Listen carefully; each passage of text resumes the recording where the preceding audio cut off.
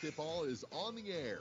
Eagle 102 sports coverage of high school hoops is brought to you by Abel's Quick Shops, Bank of Louisiana, Calumet of Missouri, Eolia Landscaping Supply, Hankey Construction, Bowling Green Chevrolet, the Bibb Beach Funeral Homes LLC and Collier Funeral Home, Cellular and Satellite Center, Bowling Green Tractor, Brown's Processing and Smokehouse Meats, Community State Banks of Missouri, Kathy Clean, JD Tire and Auto, Meyer Implement Company, By County Market in Louisiana, Craig's Truck and Tractor Service, Quiver River Electric Cooperative, the Bowling Green Insurance Agency, Family Drug, Ingram Plumbing, the Air Evac Life Team, Liggins Flooring, Bowling Green Pharmacy, by Old Tops Pawn Shop, Midwest Pest Professionals, Mid-America Auto and Towing, the Pike County Health Department Home Health and Hospice, by State Farm Insurance Agent Cindy Blaylock in Louisiana, Outlaw Lawn and Landscaping, Pam Todd Watts Realty, People's Bank and Trust, Young Enterprises Incorporated, All Parts, by Pike County Mutual Insurance, Oak Ford in Bowling Green, Spring Hollow Coffee, the Mercantile Bank of Louisiana, Mike's Tire Service, and by Pike County Memorial Hospital. Now, KJFM Radio presents coverage of high school basketball on your area sports leader, Eagle 102.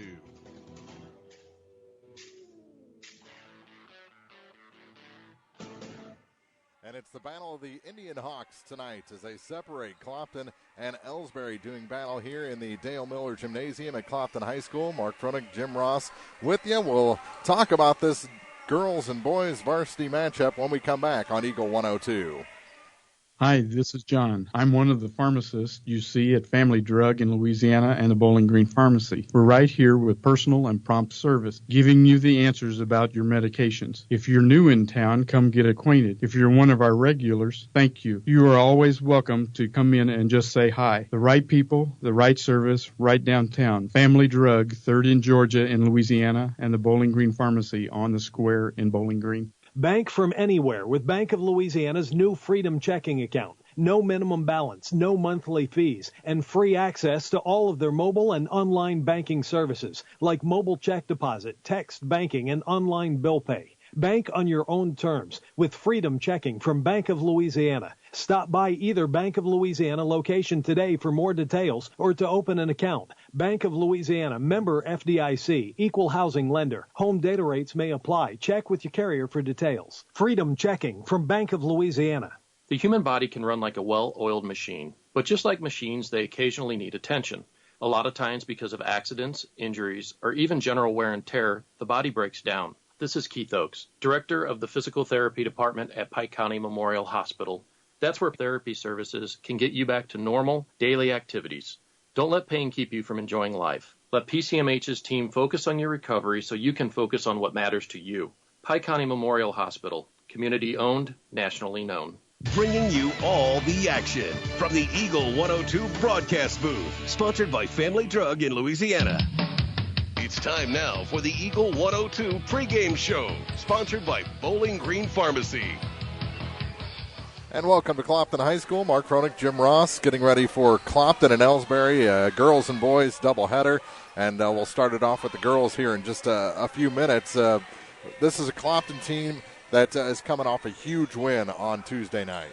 Yeah, they battled through a challenging first 3 quarters, I would say, and then really showed, I think, what probably Coach Devin Street is expecting out of their club in the fourth quarter and in overtime, and got a nice win over a pretty good Canton club. A really good Canton club. Maybe still looking for that big-time shot there late in the fourth. I thought they had a couple of chances to win it in regulation. Lost Kerrigan-Lockard in the final seconds of regulation, but were able to still band together. They fell behind by 3 in overtime and still got the win. Yeah, defensively they played pretty well, and their quickness. Canton was a big club in terms of overall size, but their quickness ended up winning out in the end. Kerrigan-Lockard fouled out, and then the Frazier girl, the big girl for Canton, also fouled out in overtime, and so it was a really good competitive game as we expected. And, of course, coming off a win is always a good thing when you're playing a rivalry game like this is tonight.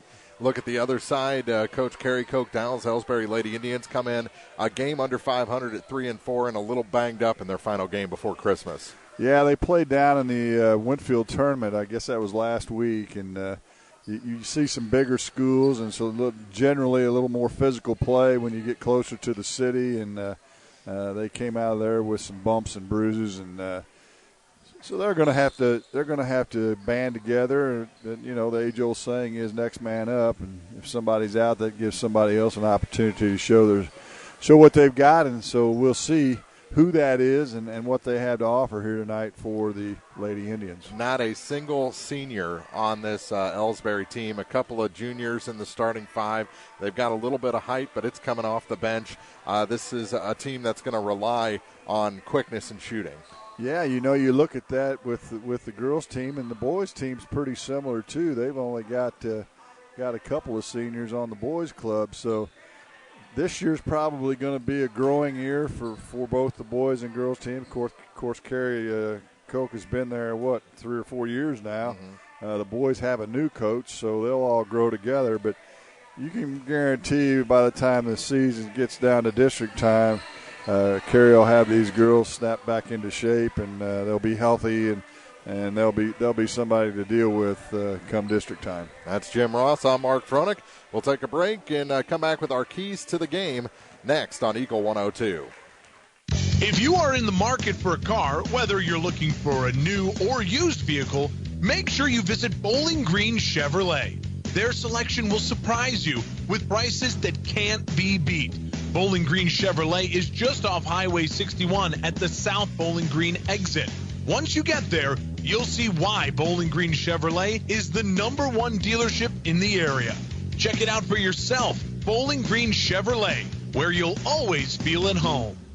Hi, this is John. I'm one of the pharmacists you see at Family Drug in Louisiana and the Bowling Green Pharmacy. We're right here with personal and prompt service, giving you the answers about your medications. If you're new in town, come get acquainted. If you're one of our regulars, thank you. You are always welcome to come in and just say hi. The right people, the right service, right downtown. Family Drug, 3rd in Georgia in Louisiana, and the Bowling Green Pharmacy on the square in Bowling Green. Cellular and Satellite Center is the only stop you need to make when it comes to satellite providers, offering DirecTV and Dish Network along with antenna installs. Wait, there's more. They also offer several options for internet service with Viasat, HughesNet, and AT&T. Hold on, there's still more. They can also do security system installations, have TVs in stocks, mounts, and cables. Now a special message from Matthew Niemeyer himself. If you call an 800 number and they say we will be the local installer, they are wrong. Contact Matthew at Cellular and Satellite Center in Bowling Green, your local authorized dealer. Area High School Sports on Eagle 102 is brought to you by Cellular and Satellite Center, the Mercantile Bank, and Bowling Green Tractor. The Eagle 102 keys to the game. Well, Jim, I think coming off that big win for Clopton on Tuesday, they just can't suffer a letdown here tonight. They come in heavily favored. I think you said they haven't lost to Elsberry since what, like 09? 09, yeah. The state site goes back to 08, I believe, and they won the game in either late 08 or early 09 and haven't won since. I think you can expect Clopton to try and take advantage inside. You know, Kerrigan Lockard showed she's going to be able to put the ball in the hoop this year, so they'll try and take advantage of that.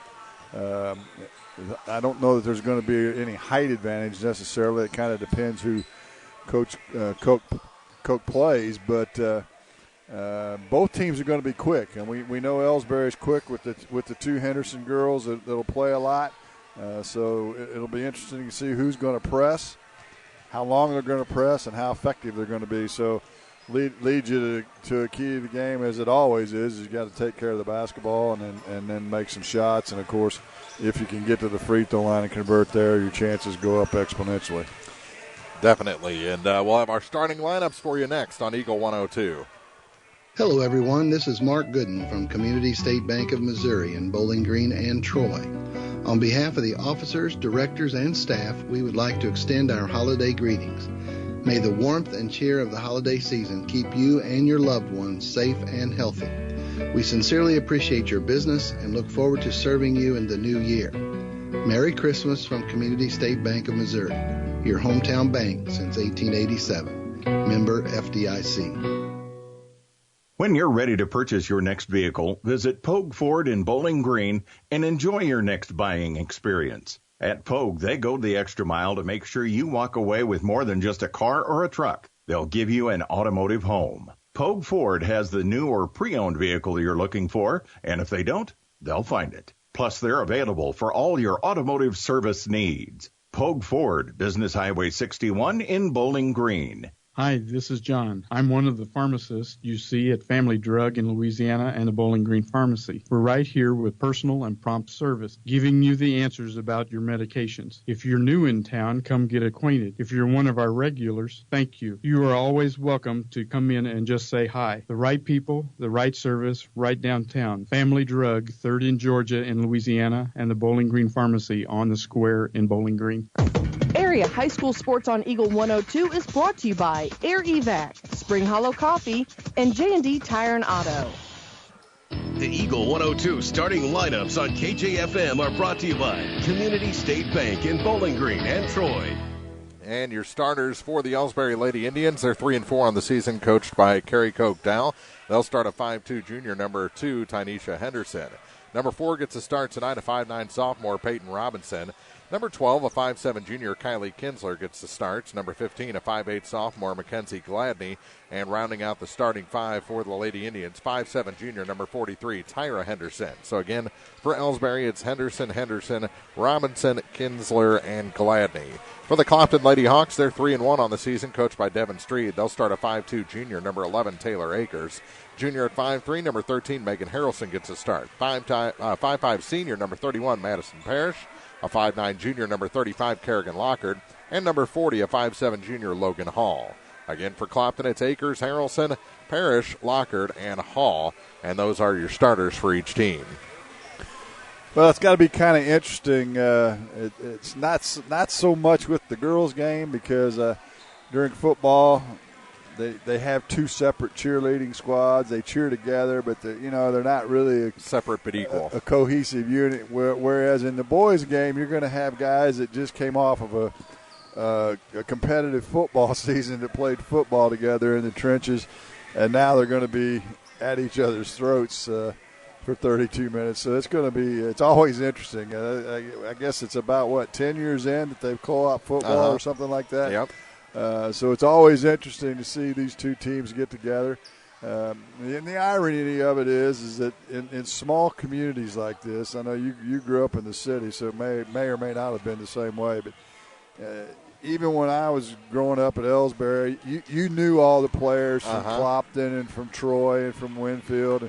You played with them in summer baseball and summer league basketball and stuff. So even though it might seem like that should be a really big rivalry with the Indian Hawk football team, it's really not so much different than what it's been forever. Well, I came out of the Catholic school system, so in high school, there were kids I went to elementary school with for 8 years, scattered on every team. Yeah. So you always knew somebody when you got out on the field. So it was always interesting. As they get ready for the introductions here. I'm not sure if they'll do the anthem before this game or the boys' game, but we'll take a break, come back. Basketball just minutes away on Eagle 102. If you have a medical emergency, Air Evac Live Team Air Ambulance helicopters can provide medical transport, dramatically reducing the time to get to an emergency treatment facility. Membership means no out-of-pocket cost when transported by their providers. Call Air Evac at 636-358-8475 to sign up. It's good to aim high, and sports can help children reach their goals. Join Pike County Mutual Insurance in Bowling Green and Farm Mutual Insurance in supporting local athletes. Be sure to catch all the action this sports season. Pike County Mutual Insurance salutes young local athletes and wishes them well. And they look forward to protecting these young adults with strong insurance coverage during what is sure to be a bright future. Pike County Mutual Insurance in Bowling Green. Area High School Sports on Eagle 102 is brought to you by Community State Bank of Missouri, Family Drug, and Pike County Health Department, Home Health and Hospice. Time for basketball here from the Dale Miller Gymnasium, the home of the Clopton Hawks and Lady Hawks. Boys and girls varsity action tonight against Elsberry here on KJFM, and it'll be jumping center number 4, Peyton Robinson, against number 35, Kerrigan Lockard, for the Clopton Lady Hawks. Teams are on the floor. Referee comes in with the ball from the far side. Goes over a few ground rules, and we're ready to go here at Clopton High School. Ball goes in the air, and the tip was missed by both players, and we're going to do it again. Yeah, they took 3 swipes at it, and then the Elsberry girl grabbed it, and the official said, let's have a do-over. Yeah. This time it's won by Lockard back to Parrish. And we're officially underway here at Clopton. To the near side, Akers into the corner. Harrelson going to try and 3 to start the game. It's off the mark. Parrish's putback is no good. Another putback for Hall. That's no good. And finally, Lockard puts in an easy 2. Kerrigan Lockard. And that's something we've seen from Clopton pretty consistently.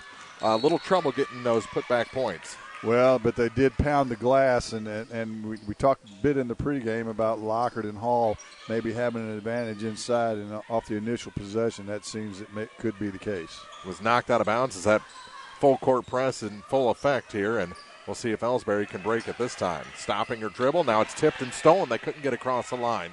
Here comes Kerrigan Lockard, and she's fouled. Looks like the foul will be on Mackenzie Gladney. Or maybe Abby Jenkins. Mackenzie Gladney's in the game, isn't she? Let's see who they called that on. Yeah, Gladney. 15. Her first, and the team's first. And at the line, Kerrigan Lockard has the first one rim out. No good. Still 2-0.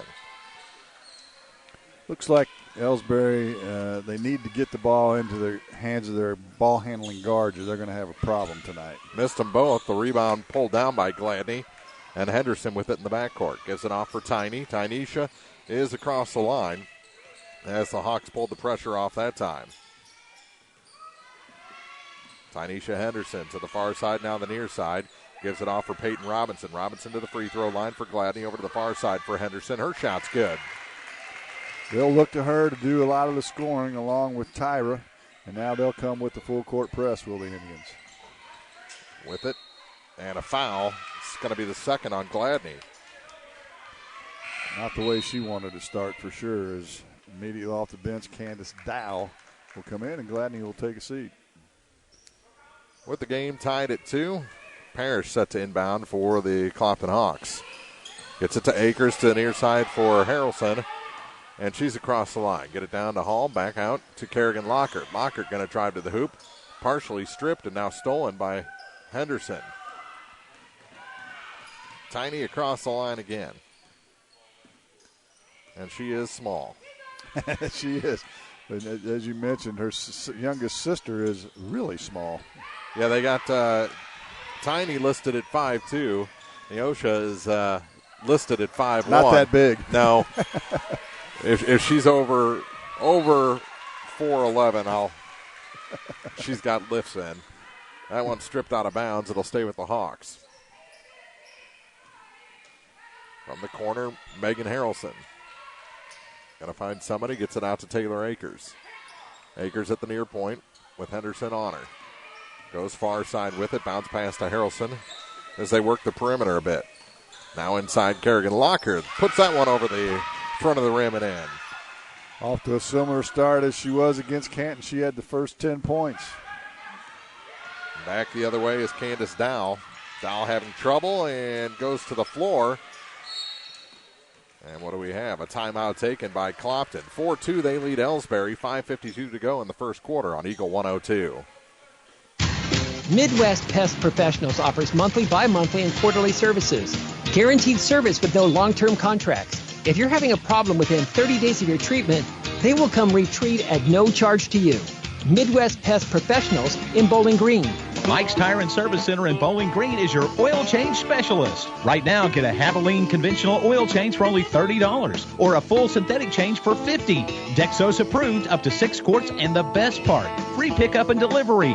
Remember, Mike's does truck, trailer, and tire repair, brakes, PMs inspections, and roadside assistance. Give the friendly folks at Mike's Tire and Service Center a call for more information, 324-3389, or stop by and see the gang at 915 Business Highway 61 in Bowling Green. Eagle 102 Sports on KJFM is brought to you by Eolia Landscaping Supply, Meyer Implement in Calumet, Missouri. Akers off the timeout across the line. Through Hall to the far side for Madison Parrish. Parrish into the corner now for Harrelson. All 5 collapse down on her. Out to Akers for 3. In and out, no good. Rebound off of Logan Hall and goes to the floor. We've got a foul. They'll get Kylie Kinsler with that foul. It'll be her first and the team's third. 5'7" junior gets charged with the personal. And Harrelson set to inbound for the Hawks underneath the basket. Try to get it into Kerrigan Lockhart. It's tipped and stolen by Elsberry. Up ahead for Peyton Robinson. Robinson to the hoop, and we're tied. Elsberry doing to Clopton what Clopton is used to doing to other teams. Here's Akers into the near corner for Harrelson. She goes baseline, cut off there, and it's stolen again. Peyton Robinson comes up with the loose ball. Good work down low by the Elsberry defense. Gets it ahead to Kylie Kinsler. Kinsler to the hoop, can't finish. And the rebound pulled down by the Hawks. Here comes Kerrigan Lockhart with it.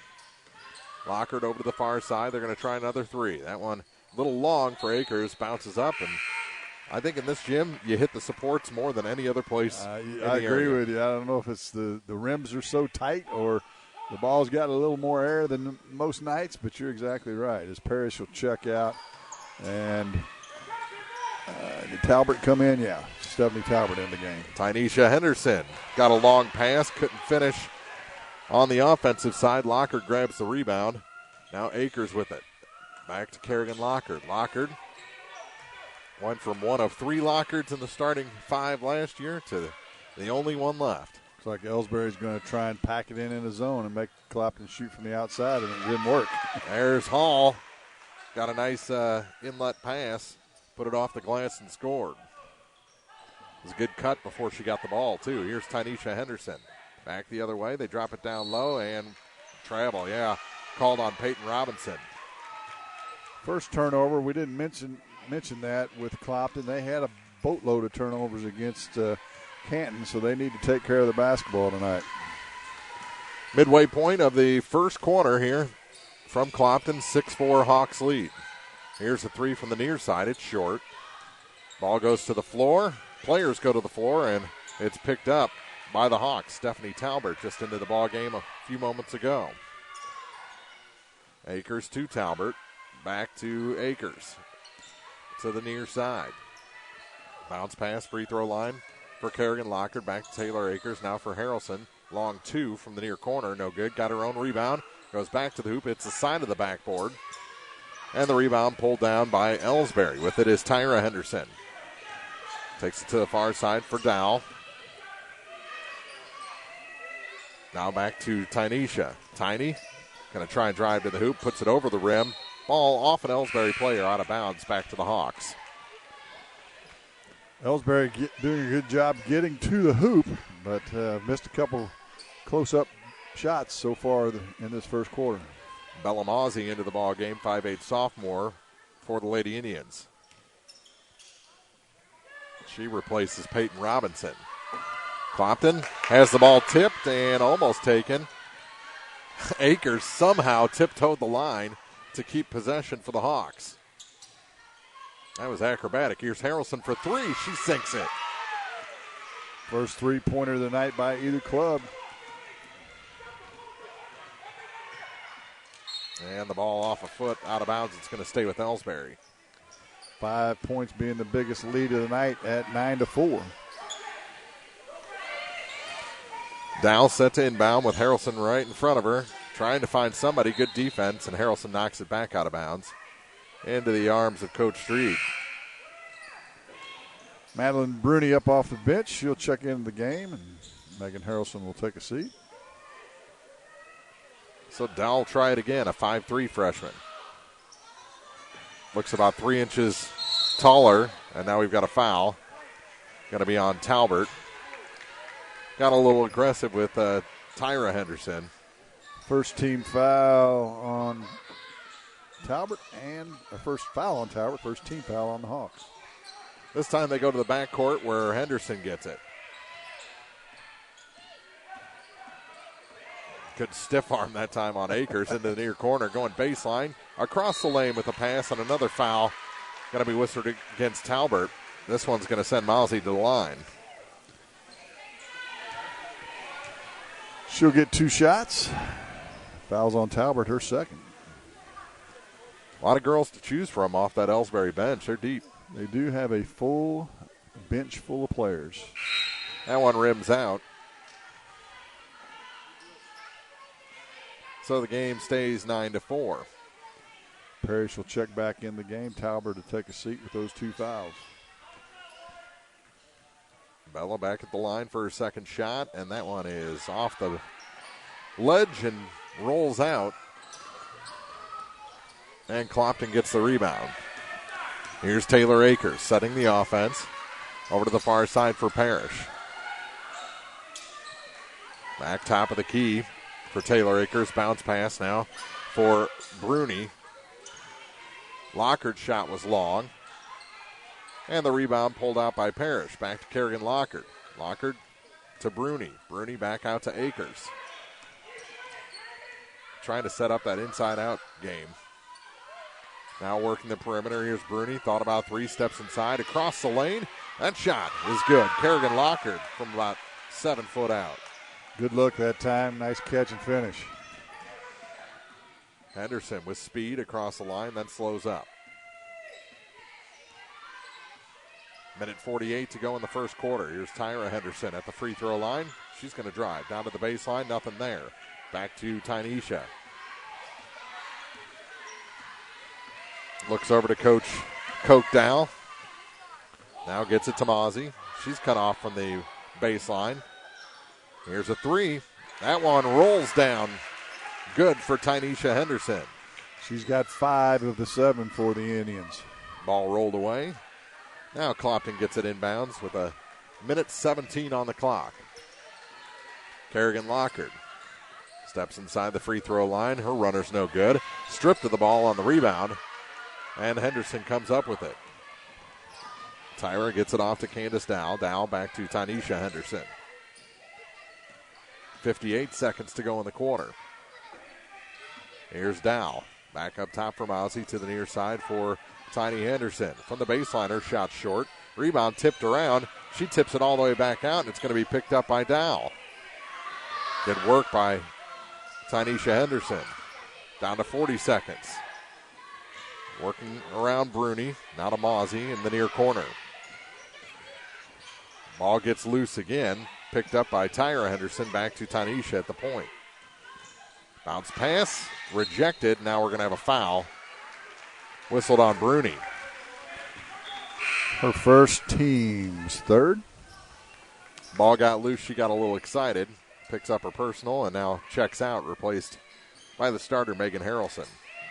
Robinson checks in for Dow for the Indians.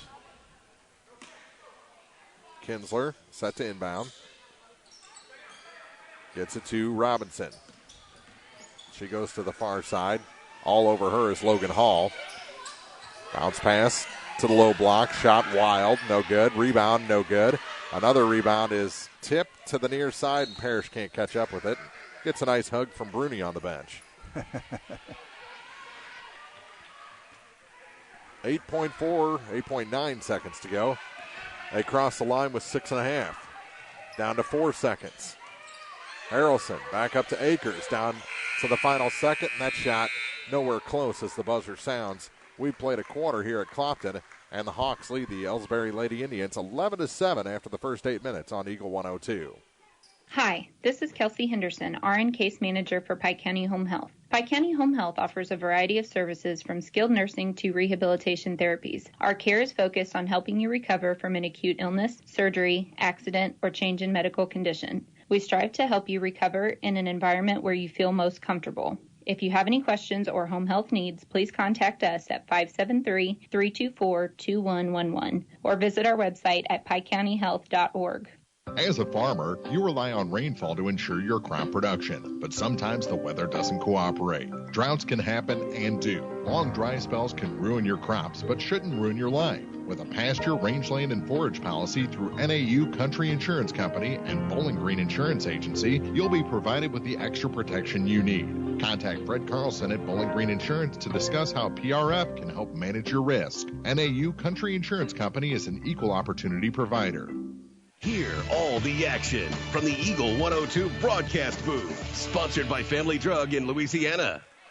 Well, Jim, there's still a lot of time. You can come on down here to Clopton, get a full dinner, plenty of stuff in the silent auction, and find yourself a deal maybe, help out. I think it was pulled pork, and yeah, quite a feed going on. Sophomore class, is that right? Yeah, I think so. Yeah.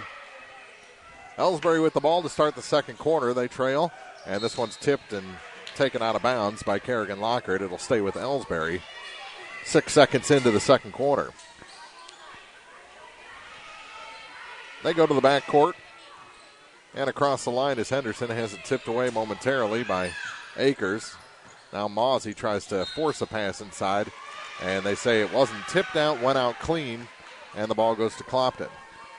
Second turnover of the game by Elsberry. Pretty clean first quarter. 3 turnovers for Clopton, 1 for Elsberry, and only 3 team fouls apiece. Taylor Akers to Megan Harrelson in the corner. Kicks it all the way out to Madison Parrish. Parrish, far corner now for Harrelson. She kicks it out again. Akers with it. Free throw line tipped away from Lockhart. She gathered it back in, got it to Parrish, now to Akers. To the near side for Megan Harrelson. She tries to go baseline and is fouled by Mozzie. Be her first, team's 4th. Elsberry would be well advised to just pack it in the paint. You mentioned it in one possession earlier, and see if Clopton can make it make some shots from the outside. Hawks inbound. Kerrigan Lockhart with it. Up and around to the far side for Taylor Akers. Back to Parrish. Now for Kerrigan. She just turns around, spots up a shot. It's no good. And the rebound pulled down by Tyra Henderson. Now to Tiny across the line. Back to Tyra on the far point. Top of the key, a 3. That's off the glass, no good. And the rebound tipped up in the air and taken by Megan Harrelson. Harrelson trying to go coast to coast. Cut that one too sharp off the glass. And the rebound pulled down by the Lady Indians. Elsberry across the line with Henderson to the near side. Back to Tyra. Her 3 misses everything and goes out of bounds. Back to the Hawks. Elsberry had a look inside the paint, did not see it, and Henderson shot a 3 and drew nothing but air.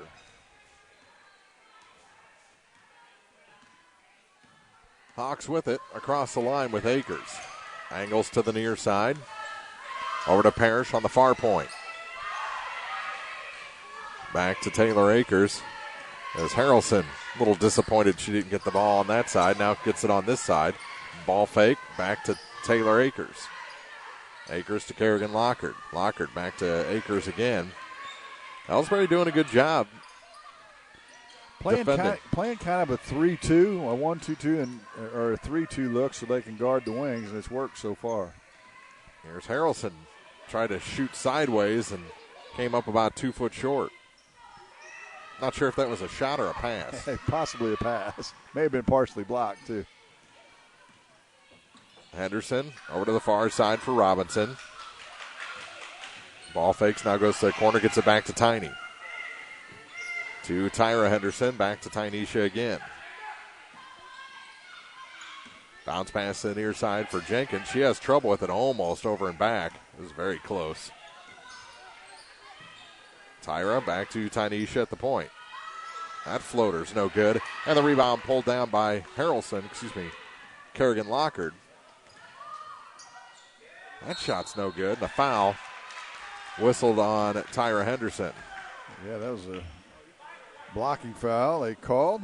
Henderson didn't necessarily agree with it, nor did Coach Dow. And it'll send Kerrigan Lockard to the line for 2 shots. Yeah, Kerry Coke Dow still arguing that should have been a charge.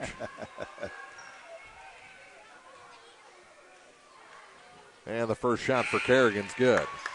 Is that our first point of the second quarter? That is. Oof. And our first made free throw of the night by either club. Actually, Clopton was pretty good from the free throw line the other night. And a second shot for Kerrigan Lockard is good. Looked pretty good this time. 2 for 4. Leads all scorers with 8. And a 6-point lead for the Hawks. Long pass gets him across the line. Now to Henderson. Just one Henderson out there right now for Elsberry, and that's Tynesha. Over to Peyton Robinson in the far corner. Looking at Kerrigan Lockard, trying to find something around her. Got it to Jenkins. They're having all sorts of trouble finding room underneath that basket. Yeah. Shot missed everything and out of bounds. Yeah, they're just Elsberry's having trouble on the offensive end, just getting into their pattern. Clopton is bigger inside, and that's causing problems as well. I heard Coach Street preaching the other night, we're never going to be the bigger team. They are the bigger team tonight. They are. That's Kerrigan Lockard. Her shot's no good. Put back, though, is good. And Kerrigan's into double figures. She is persistent. And now a foul going to be whistled on Taylor Akers as Candace Dow was dribbling by. Her first and the team's 4th. Well, we played 12 minutes here in the first half. Things have shaken out about how we expected so far. Tyra Henderson back into the ball game for the Indians. Jenkins will take a seat. Henderson across the line. That's Tynesha to Tyra Henderson back in the ball game. Her shot's no good. Rebound Elsberry. They had a little trouble. If they would have got that look clean, I think they would have got it down, but had to force a shot after a little bit of a mishandle on the initial pass. Allow the defense to come back. Here's Hall. And another foul called against Elsberry on a block. Yeah, that'll be a blocking foul on Peyton Robinson, her first. I believe, are they going to call that on the shot? They are. Like it was on the way to the bucket to me, but that's why I'm up here instead of down there, right? You used to be down there, though. That's true. And the first shot no good for Logan Hall, 5'7" junior. Talbot will return. Bruni took a seat. Bruni takes a seat. And Hall one more shot. This one's short. And the rebound pulled down by Robinson. It's happened a couple times. The one who commits the foul ends up getting the rebound off the missed free throw. 8 is the biggest lead of the game, and Henderson travels. Yeah, she tried to split Parrish and Akers and forgot to put it on the floor. Exactly.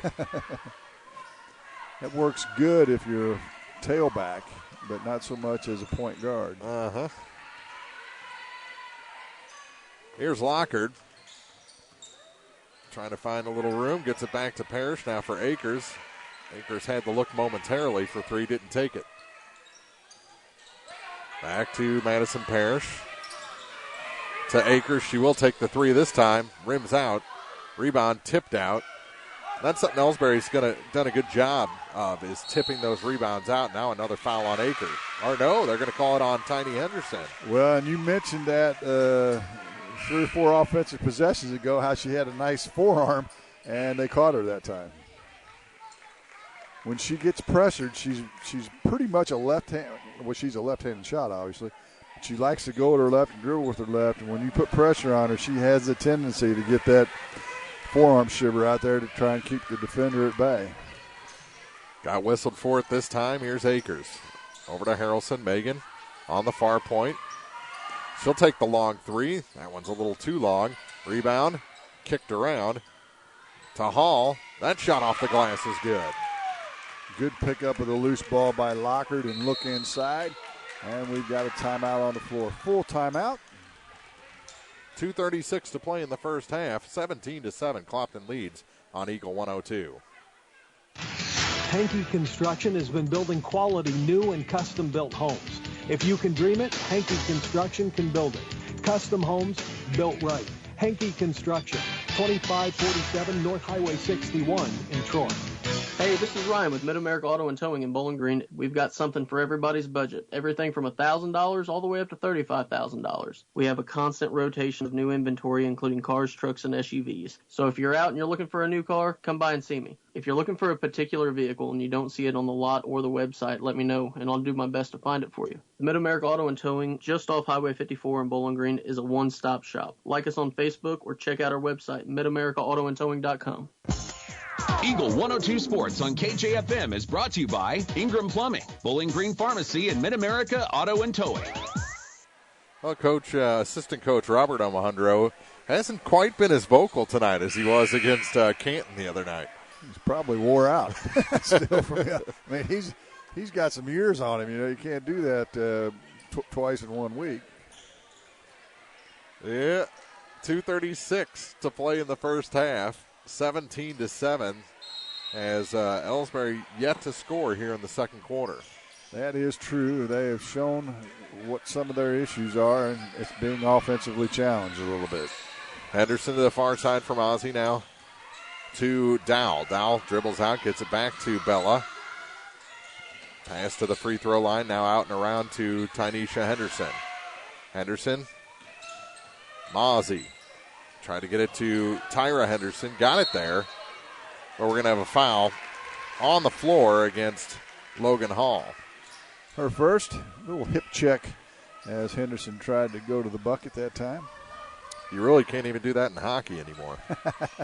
Which, that's kind of sad. I always loved a good hip check. Can't do that. You can't fight. It's quite a new game. That shot from the baseline is good for Candace Dow, so they're finally on the board here in the second quarter. Candace's first bucket of the ball game. Here's Taylor Akers. For the Hawks, over to Megan Harrelson at the far point. Goes into the corner. Here's Talbert for three, and that's good. Stephanie Talbert with the tray. Good-looking rotation on that shot. 10 matches the biggest lead of the game at 19-9. Yeah, they called it a long two, not a three. Now a steal by the Hawks. And a strip of the ball and a foul will send Megan Harrelson to the line. Foul will be against Tyra Henderson, her second. Team's ninth. 1:31 to play in the quarter. And Tyra comes out again, replaced by Peyton Robinson. And the first shot is no good. It was a 1-and-1. It wasn't on the shot. Now another rebound. Hall can't finish in a tie-up. It'll stay with the Hawks. Gladney and number 32, Olivia Kinsler, coming to the ball game. Olivia Kinsler is probably the tallest, or one of the tallest girls on the Elsberry Club. Listed at 5'10". Near corner. Here's Talbert for three. That one's short. Rebound pulled down by the Indians. Henderson across the line. That's Tynesha. Finds a little room around Harrelson. Now stops between the circles to the near side from Ozzie. Clopton in his zone defense this trip down. Bella with it again. Try to get it inside. It's tipped and taken by Talbert. Long pass ahead to Akers. Akers hits the bottom of the backboard. Rebound goes to the floor, and Bella Mozzie comes away with it. Tipped it over to Tynesha Henderson. She's going to run. Gets it back to Bella near corner. That shot over the rim and taken on the far side by Candace Dow. And Dow is fouled by Logan Hall. That'll be her second foul. And I'm guessing she's on her way to the bench as Parrish up quickly. And we'll go into the game for the Lady Hawks. 40.4 seconds to go in the second quarter. Pass it out for Bella Mozzie over her hand. All the way into the backcourt save, but right into the hands of Taylor Akers. Akers is fouled as she goes up. That one's going to be whistled on Tynesha Henderson. Should be Tanisha's second. And Akers will go to the line and shoot 2 shots. 36.4 seconds to go. Clopton trying to add to that 20-9 lead. They did change it and say it was a 3.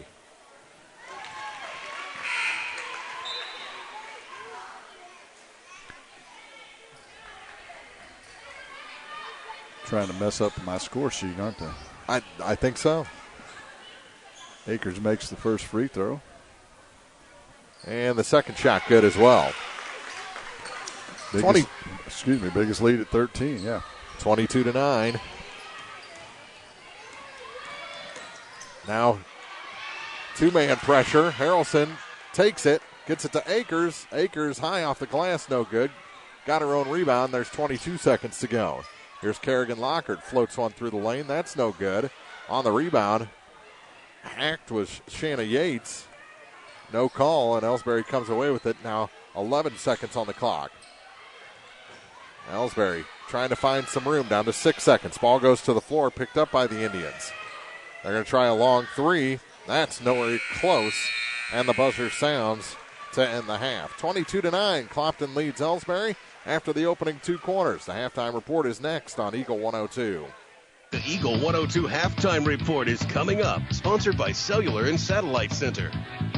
Cellular and Satellite Center is the only stop you need to make when it comes to satellite providers, offering DirecTV and Dish Network along with antenna installs. Wait, there's more. They also offer several options for internet service with Viasat, HughesNet, and AT&T. Hold on, there's still more. They can also do security system installations, have TVs in stocks, mounts, and cables. Now a special message from Matthew Niemeyer himself. If you call an 800 number and they say we will be the local installer, they are wrong. Contact Matthew at Cellular and Satellite Center in Bowling Green, your local authorized dealer. When you support a locally owned pharmacy, you're contributing to the growth of the community. The dollars you spend stay right here to support our local community. Health Mart pharmacies are locally owned pharmacies. There's one right here. Health Mart pharmacists have a personal commitment to their communities because, just like you, they support their community. Health Mart pharmacies are locally owned and hometown proud. Louisiana is a Health Mart town. Family Drug Health Mart Pharmacy. The right people, the right price, right downtown. Health Mart, caring for you and about you. Hi, everybody. This is Paul Hill from Community State Bank of Missouri in Bowling Green and Troy. On behalf of the officers, directors, and staff, we would like to extend our holiday greetings. May the warmth and cheer of the holiday season keep you and your loved ones safe and healthy.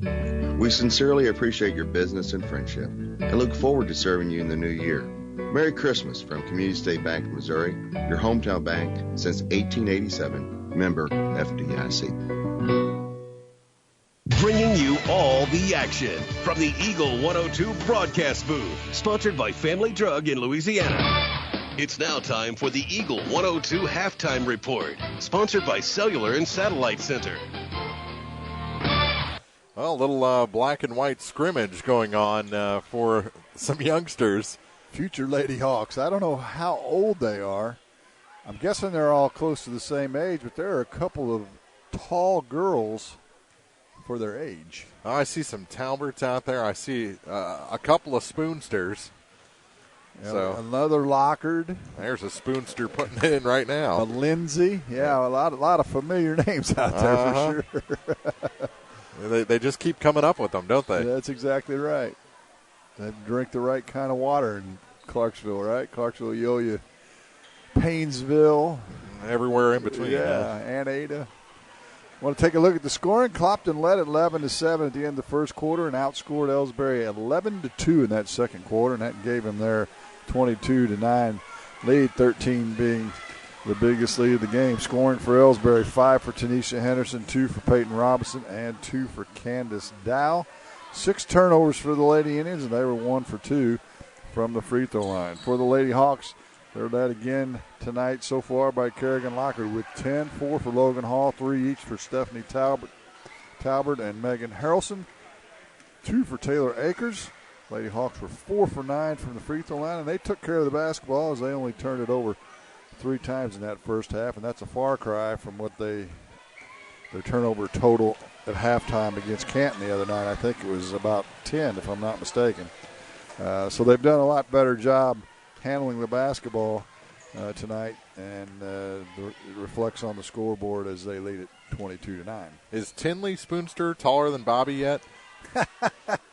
I think she might be. She's close. That was Mark Froenig that said that. Well, she definitely has more hair, and I can make fun of Bobby. That was also Mark Froenig. Because I'm in the same boat as him on that one. But 22-9, Elsberry, they're just really young. They're really young, and they're really disjointed on offense.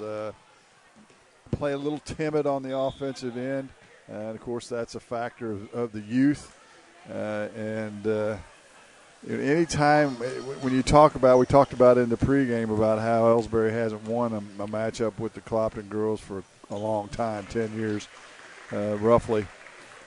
It starts to get in your mind. Yep. And it's I'm sure Coach Carrie Koch Dow told her girls that, hey, look, the Clopton girls put their basketball shorts on just like we do, one leg at a time. The basket's 10 foot, as they said in Hoosiers, on both ends of the court. So let's go play the game. But when you get out here, sometimes all that stuff leaves the memory bank, and Elsberry is going to have a tough time getting back into this game with their problems on the offensive end. 22-9 through two quarters. We'll take a break, come back with more of the halftime report after this on Eagle 102. Cellular and Satellite Center is the only stop you need to make when it comes to satellite providers, offering DirecTV and Dish Network along with antenna installs. Wait, there's more. They also offer several options for internet service with Viasat, HughesNet, and AT&T. Hold on, there's still more. They can also do security system installations, have TVs in stocks, mounts, and cables. Now a special message from Matthew Niemeyer himself. If you call an 800 number and they say we will be the local installer, they are wrong. Contact Matthew at Cellular and Satellite Center in Bowling Green, your local authorized dealer. If you are in the market for a car, whether you're looking for a new or used vehicle, make sure you visit Bowling Green Chevrolet. Their selection will surprise you with prices that can't be beat. Bowling Green Chevrolet is just off Highway 61 at the South Bowling Green exit. Once you get there, you'll see why Bowling Green Chevrolet is the #1 dealership in the area. Check it out for yourself. Bowling Green Chevrolet, where you'll always feel at home. Here's one question that has no wrong answer. Are you going to choose the new Shell and Fuel Rewards card to be used at Shell stations, or the Shell and Fuel Rewards MasterCard that can be used everywhere MasterCard is accepted? With both, you save 10 cents per gallon, up to 20 gallons every time you fill up. And you also earn 10% rebates on your first $1,200 in non-fuel purchases per year at Shell stations. See? You can't go wrong with either. Visit www.shell.us/getrewards and apply today. At participating Shell stations only. Terms and conditions apply. Eagle 102 Sports on KJFM is brought to you by Hinky Construction, Midwest Pest Professionals, and Perkins Electrical Services. Well, Elsberry came out of the locker room, and there were still girls on the floor. So, well, there's just 7 seconds left in this youth basketball game. I think the team wearing dark. Well, I guess it's close. I really wasn't keeping track. No, I wasn't either, and I don't think I don't think anybody was, actually. Entertaining stuff, though. So the future is bright for the Clopton Lady Hawk program, as generally speaking down here on the girls' side for sure. They reload. Yeah. Just every year they find a piece to put in for the departed, and they've got a couple of freshman girls that'll get some time. Actually, got some time the other night, and we'll get some quality time throughout the year this year, and we'll come into play in the next 3 years as well. The first couple of games Clopton played over at the Montgomery County Invitational, you wondered a little bit. They looked a little better in the second game. The first game against Fulton, they looked outmatched, but I think they figured things out from that point, what their strengths are, where their weaknesses are, and how to kind of mask those a little bit. And since then, they've gone on a 3, looks like soon to be 4-0 run since that opening loss, and it's just a team. I think Devin's going to have to coach a little more this year than in years past. Well, when you lose your top 3 scorers from last year, two things that have to happen, and one of them can happen fairly quickly, and that is you got to figure out who's going to be able to score for you. You got to find somebody that wants the ball when you need a hoop. But the other thing that's a little more challenging is all the players have to figure out what their new role is. Exactly. And defining that doesn't happen in a week over at Montgomery County. That'll continue to develop as the season goes on, and I would suspect that by the time we get to the Bowling Green tournament, which is the last week in January, they'll have it all figured out, and as will some of the other teams who lost their top scorers, and then we'll start seeing these teams put their best foot forward. Hawks are 3-1. Elsberry 3-4. It's 22-9 after the opening 2 quarters. We'll take a quick break, come back with quarter number 3 after this on Eagle 102. Cellular and Satellite Center is the only stop you need to make when it comes to satellite providers, offering DirecTV and Dish Network along with antenna installs. Wait, there's more. They also offer several options for internet service with Viasat, HughesNet, and AT&T. Hold on, there's still more. They can also do security system installations, have TVs in stocks, mounts, and cables. Now a special message from Matthew Niemeyer himself. If you call an 800 number and they say we will be the local installer, they are wrong. Contact Matthew at Cellular and Satellite Center in Bowling Green, your local authorized dealer. Brown's Smokehouse Meats in Silex can help with all your meat processing, retail, wholesale, and custom butchering. Vernon and Judy Brown are the owners and operators of Brown's Smokehouse Meats, Highway 61 in Silex. Brown's Smokehouse Meats also invite you to stop by their retail location in Troy at 185 East Cherry Street. For all your smokehouse meats, deer processing, and homemade sausage, be sure to visit Brown's Smokehouse Meats, Silex and Troy. High school sports on KJFM is brought to you by Pike County Mutual Insurance, Pogue Ford, and Bank of Louisiana. Elsberry in a press to start this second half. Clopton breaks it, and we're coming back the other way. Lobs it across, and the ball's tipped and stolen by Tyra Henderson. Over to Tynesha, and she'll bring it up the floor. To Tyra at the near point, into the near corner now for Gladney. Gladney back to Tyra. Henderson lost her dribble, gives it back to Tynesha to the near side. Here's Gladney. Long two is no good. The rebound pulled down by Kerrigan Lockard for the Hawks. She brings it across the line to Taylor Akers. She dribbles up. And now it's stolen as she tried to toss it into Logan Hall. And a foul whistled. That's another on Taylor Akers. 2 early turnovers in this half by the Hawks, and now a foul, so not exactly the way you draw it up coming out of the locker room to start the second half. Just the second foul on Taylor. First team foul here in the second half. Here's Henderson working against Akers as she draws close to the line. Circles back, gets across the time stripe. To the near side, Tyra Henderson. Her shot's good. And Elsberry has a team into double figures. It's an 11-point Clopton lead. Tyra's first bucket of the night. Harrelson spots up from inside 3 to knock that one down and make it 24-11. Just over a minute and a half into this third quarter. Now the pass tipped and taken. Lockard tipped it. Parrish stole it. And here's another long 2 for Megan Harrelson. She's found her spot. Feeling it in the second half. Tiny hands it off to Tynesha as the Clopton press gets a little more aggressive, and a timeout taken by Elsberry. 5:59 to play third quarter. 26-11. Clopton leads on Eagle 102. Craig Bowen CPA encourages everyone to get out and support their favorite high school sports teams this season. As a proud sponsor of all the area athletes, Craig Bowen CPA hopes to see you filling the stands to show your support. Showing the area athletes they always have your support is what's key. Craig Bowen CPA on the square in Bowling Green.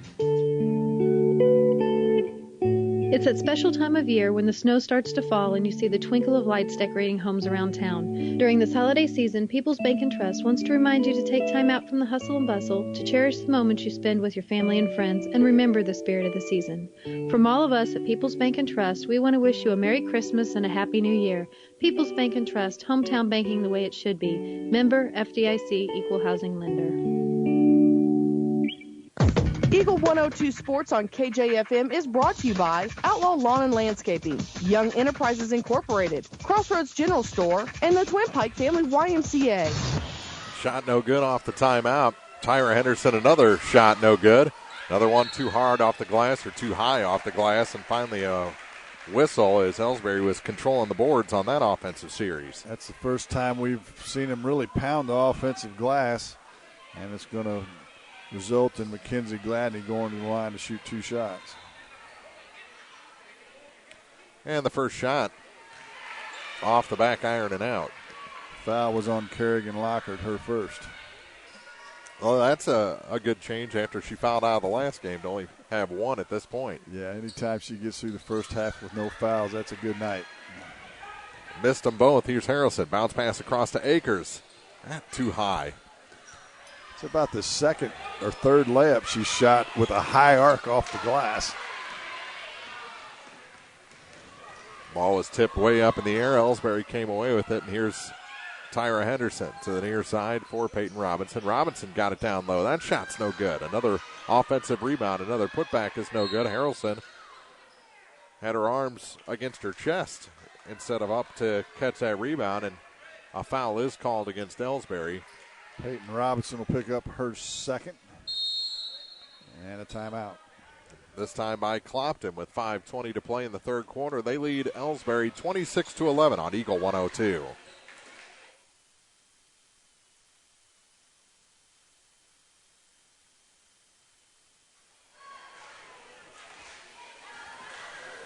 I think that's a good timeout for Clopton, Jim. They just, in the last segment, just kind of got owned by Elsberry on the offensive glass. Right, and that's something we haven't seen the whole night.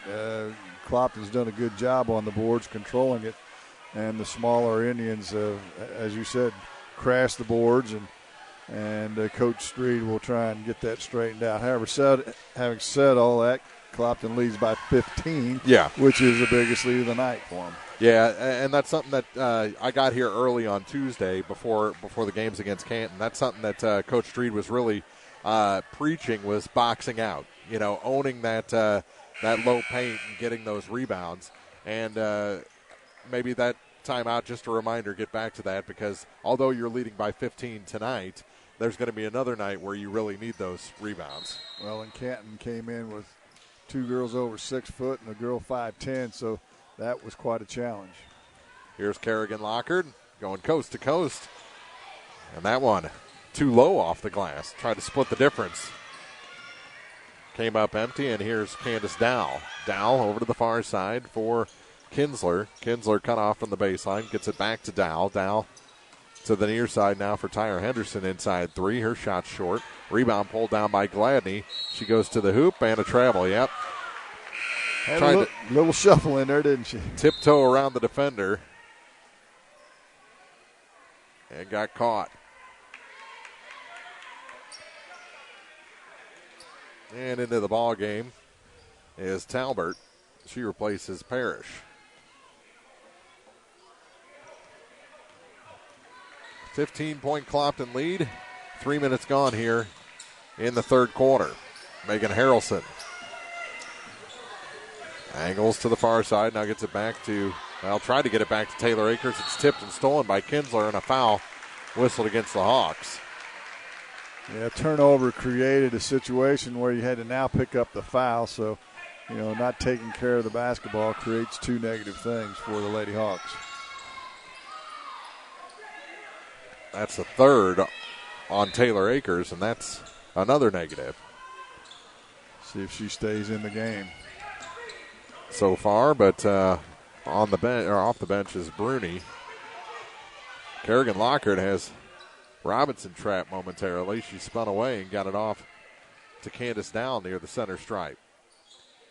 Now for Gladney. Gladney, turnaround shot, hits the bottom of the rim. Rebound goes to the floor.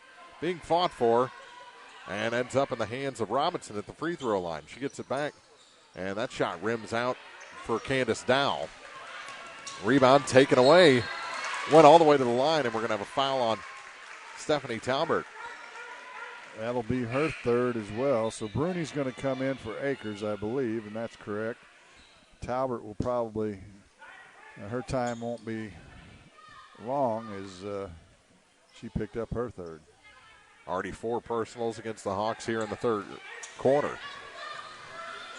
Kinsler tied up, and the arrow this time favors Clopton. Elsberry has picked up their pace and their intensity on the defensive and offensive ends of the floor in this second half. It hasn't translated into a lot of points, however. Well, there's another tip out of bounds. Good work by Kylie Kinsler to slow down the Hawks. Elsberry only scored 2 points in the second quarter and have only scored 2 here in the third.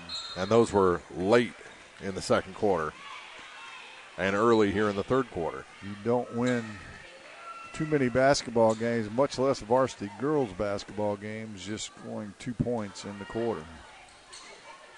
That's how the Fulton boys lost to Bowling Green in the Montgomery tournament. They shut them out in the first quarter, 8-0. Really? Yeah. And that's a pretty high-octane team as Kerrigan Lockard goes off the glass for 2. Quickly the other way is Kylie Kinsler with 2 points.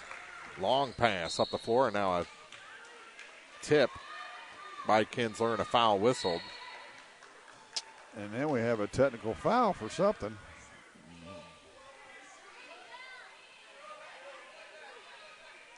That's going to be... So I don't know what that was all about, but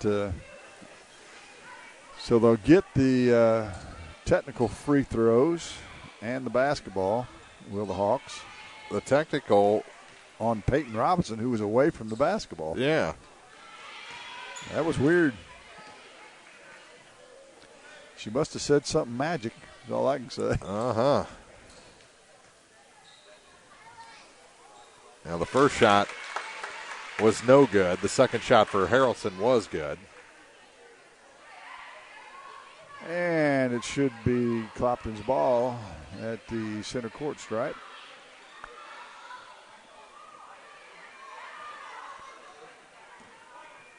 A little confusion amongst the officials there momentarily, but everything's taken care of now. And like you said, Clopton ball at center court, and here's Megan Harrelson with it.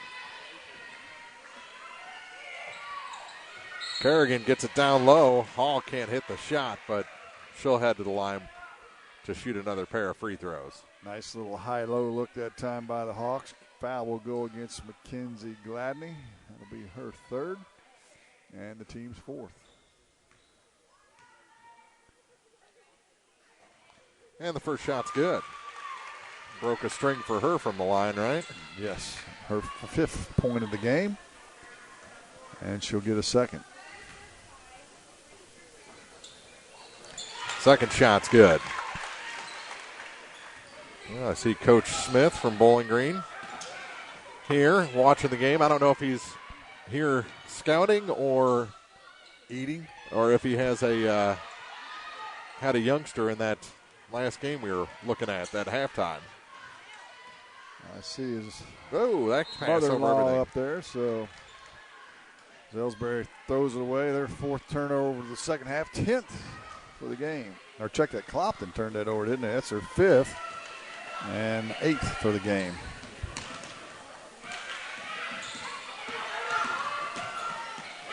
That pass tipped and stolen. There was 1 Indian against 4 Hawks trying to get across the line, and that math doesn't work. Another 2 points on the board for the Hawks. Leads up to 20. Clopton stepping up that pressure. Here's Robinson. Her pass not tipped, out of bounds. Across the baseline with 2:26 to go. Goes back to the Hawks, and checking back into the ball game is Shanna Yates. Also for Elsberry, Bella Mazzi.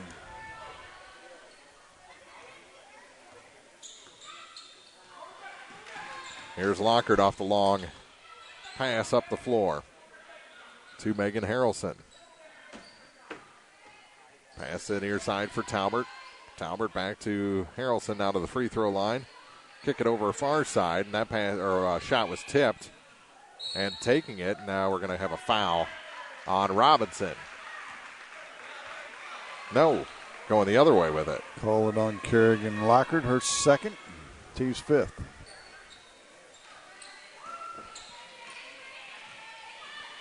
So the foul goes against the Hawks, and here's Elsberry with it in the backcourt. Candace Dow.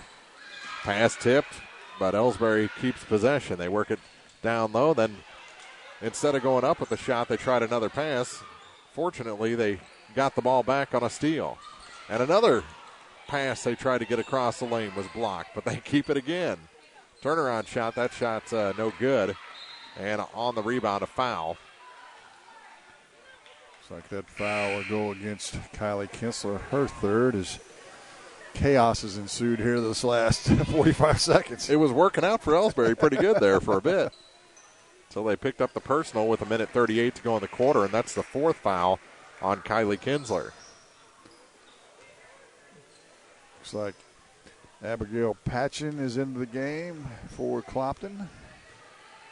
And Megan Harrelson returned along with Madison Parrish. Over to the far side, Taylor Akers. For Parrish, her shot from inside three is a little long, and the rebound picked up by Mawsey, and she's fouled by Parrish. 6-team foul on the Lady Hawks. First on Parrish. 1:21 to play here in the third quarter. Elsberry gets across the line. All the way down low, Robinson, a shot over her head.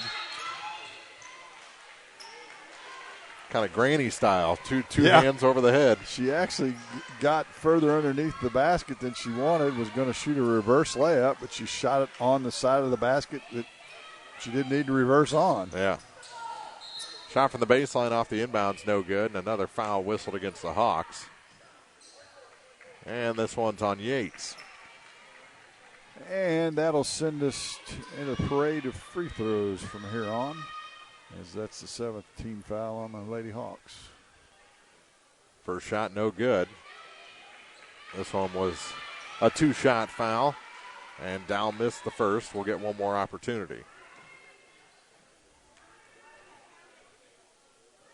In a 20-point game, the second shot cuts it to 19. Akers has it stolen again, as Elsberry just not giving up, and now a tie-up down below us. Yeah, you cannot fault the effort. That is for sure. And they'll bring both Hall and Lockhart back in the ball game. Patchen checks out, and so does Megan Harrelson. Harrelson, I think, looking at a little floor burn on her palm. Here's Akers across the line, bounce pass into the corner now. A three is well off the mark, and the rebound out of bounds off the miss by Lockhart. Floor burns are a badge of honor, you know. Uh-huh.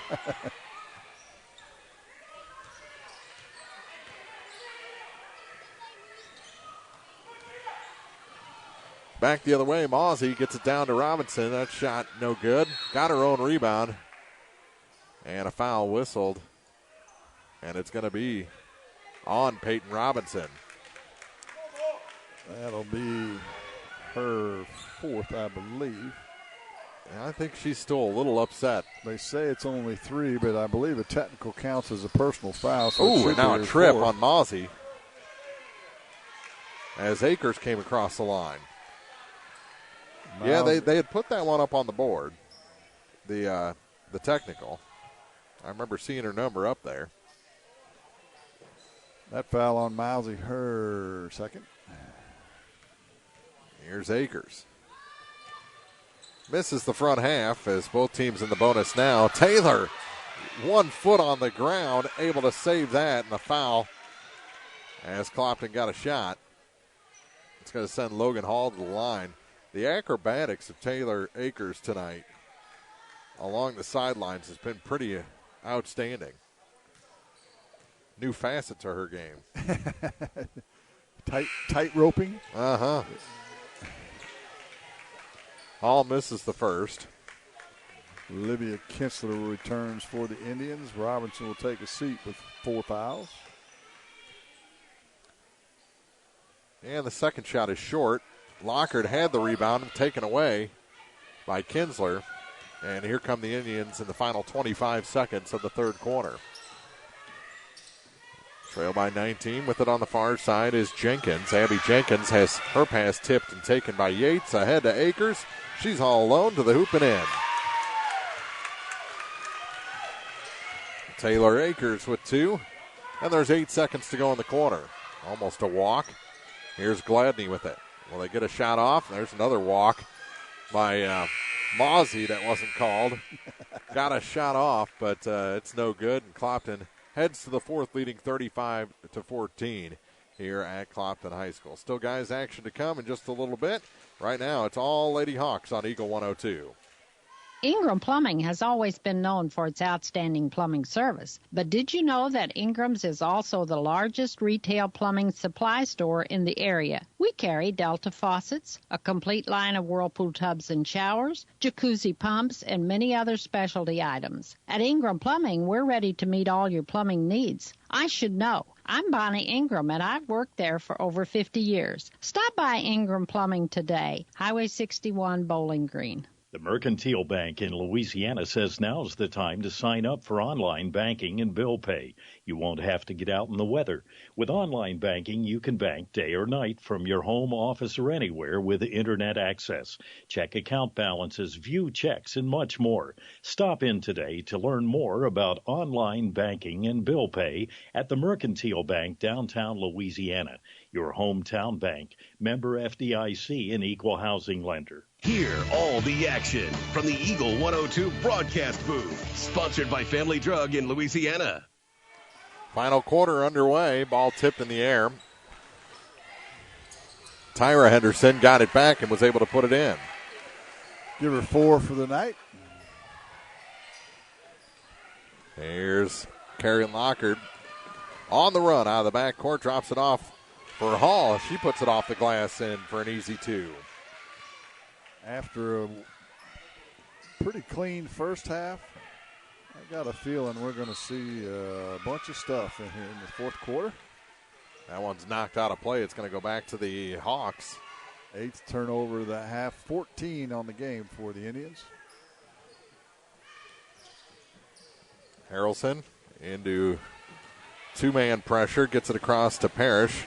Now to Kerrigan Lockhart. Lockhart drops it off for Megan Harrelson. Back to Parrish for 3. That shot a little long. And a good job by Henderson to get that rebound away from Kerrigan Lockhart. Tyra, long pass all the way to the baseline for Kylie Kinsler. Her shot rims out. Put back. That's no good. Rebound tipped up and taken by Elsberry. They've done a really good job in the second half, but now we're going to have a foul against Harrelson after the steal. I believe that's right.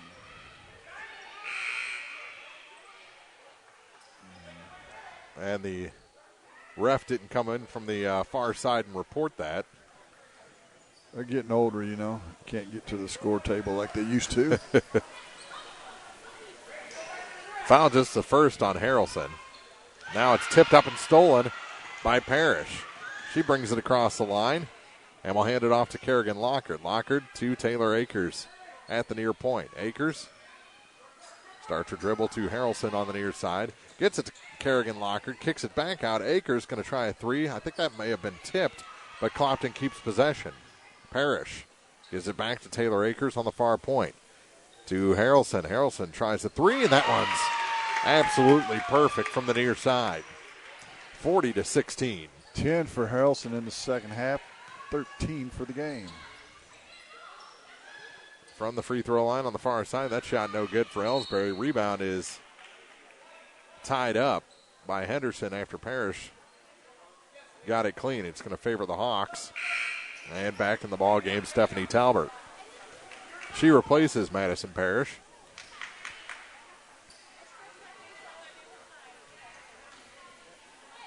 There's been a Parrish on the Lady Hawks, it seems like, for 20 years. It's been a while. It's been a while. Clopton, Talbert. She's fouled on her way to the hoop. That one is on Mackenzie Gladney, 5'8" sophomore. Her fourth. And sends Talbert to the line to shoot a pair. 40-16, the Hawks lead here in the fourth quarter, and the first shot's good. We've played 2 minutes here in the final frame. It could be a long fourth quarter. And the second shot rattles home as well. Say that, but we're getting close to running clock territory too. That's for sure. Henderson tied up, and we're going to have a foul against the Hawks. And that's on Talbert. That'll be 4 on her. And a final 1-1. Both teams have 9 fouls.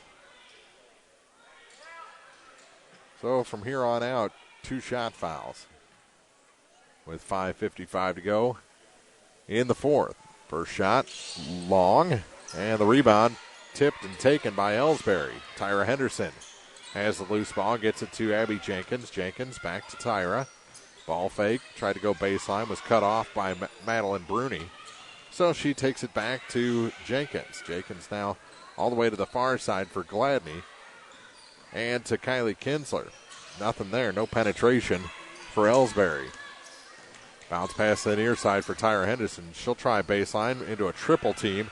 And out the other way for Kinsler. Tyra Henderson, a 3, hits the side of the backboard, tipped to the near side, and they're going to say it's off of the Hawks and will stay with Elsberry. I think that's the right call. I agree.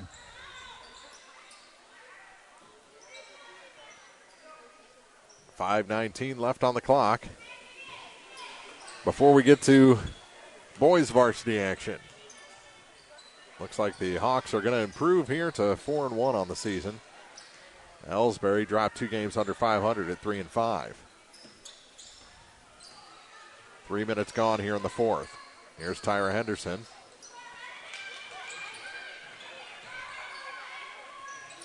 Trapped in the corner, 2 Indians, and Henderson comes out. Jump shot, no good.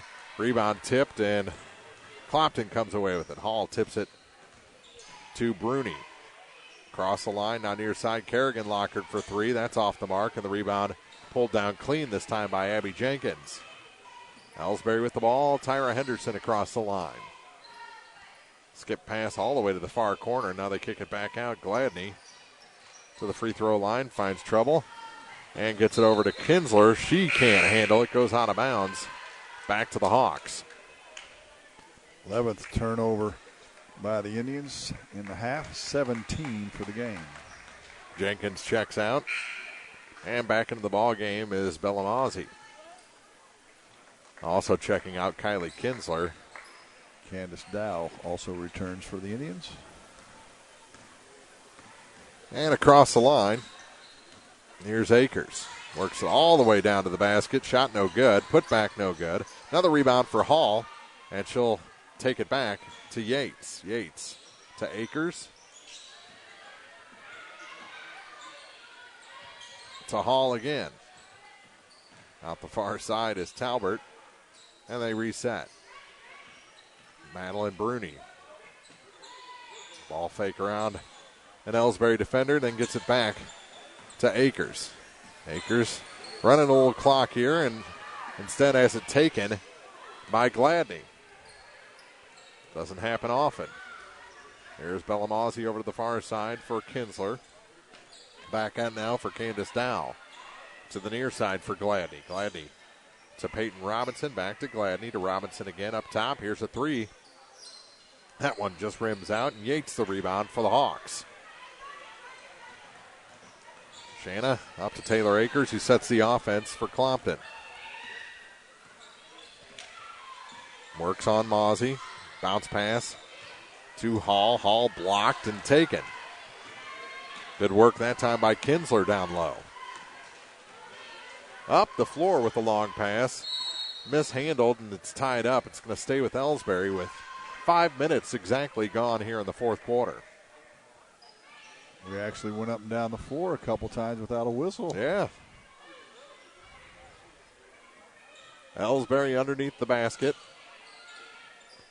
Again, that dinner's still going on. Silent auction, too, and that's 5 seconds. Do you have a bid on the silent auction?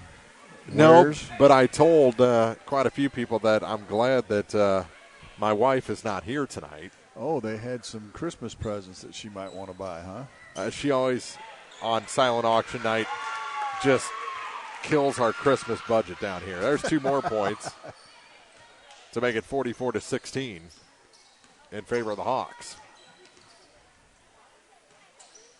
Elsberry running the offense here with 2.5 to go. Shot from the far or near corner is no good. Rebound and a foul whistled, and that's, I think, it for Stephanie Talbert tonight. It would be correct. Off the bench is Madison Akers, who makes Taylor Akers look tall. Well, not so much. Taylor also checking out. Harrelson comes in for her. That shot no good on the first of 2 for Kinsler. 5'10" freshman. Has one more opportunity. Second shot, high arcing, and it's good. First point in a while for the Indians. Here comes Harrelson up the floor. All the way to the basket, no good. Hall's putback is good. And the lead, 46-17 for Clopton with 2:15 to play. You know, we had a couple of running clock games that just didn't feel like it at Montgomery. This one has felt like a running clock game since about the second quarter, and it's not even there yet. You are correct. And another foul whistled against Harrelson. While Elsberry turned up the intensity, their turnover level went up, and that made this game rather messy. Minute 58 to play in regulation. Back to the line is Mackenzie Gladney, 5'8" sophomore for Elsberry.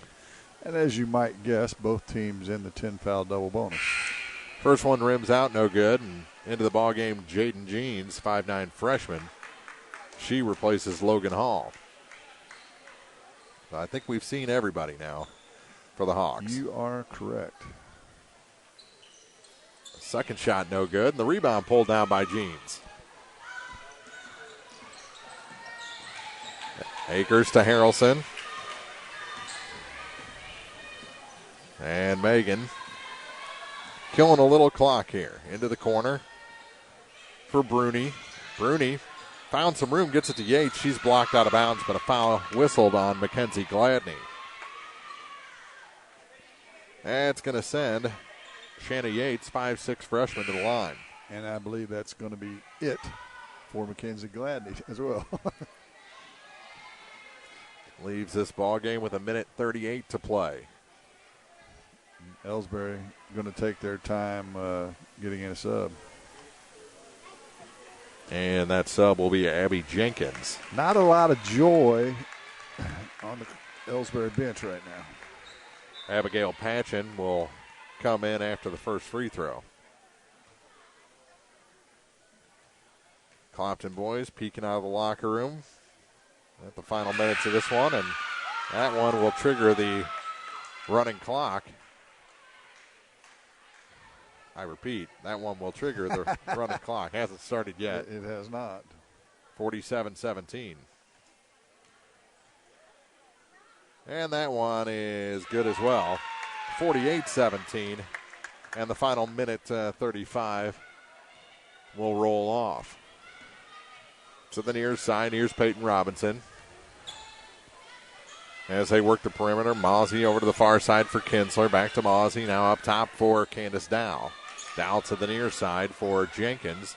Here's a three. It's off the mark, and the rebound tipped up. Kept by Elsberry. Yates knocks it away, but the Indians continue with the ball. Minute 10. Here's Mozzie on the baseline. Her shot's over everything and picked up by Shanna Yates. Long pass ahead. It's taken away by Candace Dow, and here we come back with Elsberry. Tipped away from her by Madeline Bruni. That's how you get a couple of trips up and down the floor with no whistles. Exactly. Doesn't do much for the stat line, but that taken away. A block into a steal from Bruni. Robinson over to Mozzie, and that one's out of bounds. 38 seconds, and the clock continues to run.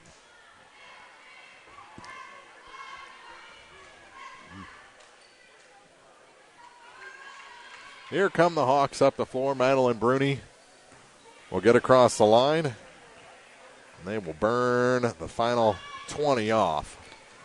Maybe. We're assuming. Over to the far side, Yates has it tipped and stolen, and we won't even get the ball back in. Nope, you're exactly right. 48-17, our final, as Clopton improves to 4-1. Elsberry down to 3-5 on the season as the horn finally goes here at the Dale Miller Gymnasium. Take a break, come back with the postgame report after this on Eagle 102. The Eagle 102 postgame show is coming up, sponsored by Abel's Quick Shops. Here's one question that has no wrong answer. Are you going to choose the new Shell and Fuel Rewards card to be used at Shell stations, or the Shell and Fuel Rewards MasterCard that can be used everywhere MasterCard is accepted? With both, you save 10 cents per gallon, up to 20 gallons every time you fill up. And you also earn 10% rebates on your first $1,200 in non-fuel purchases per year at Shell stations. See? You can't go wrong with either. Visit www.shell.us/getrewards and apply today. At participating Shell stations only. Terms and conditions apply. Hi, this is John. I'm one of the pharmacists you see at Family Drug in Louisiana and the Bowling Green Pharmacy. We're right here with personal and prompt service, giving you the answers about your medications. If you're new in town, come get acquainted. If you're one of our regulars, thank you. You are always welcome to come in and just say hi. The right people, the right service, right downtown. Family Drug, 3rd in Georgia in Louisiana, and the Bowling Green Pharmacy on the square in Bowling Green. Some people just have a knack for being there when you need them the most. Like your 3rd grade classmate who sticks up for you against that bully. The neighbor who gives you a jump start. And the friend who chases away that flock of geese at your outdoor wedding. Your State Farm agent has your back too, through good times and the not so good. And who's got your agent's back? State Farm, the company people have trusted for more than 90 years. We're here to help life go right. Visit Cindy Blaylock Agency in Louisiana.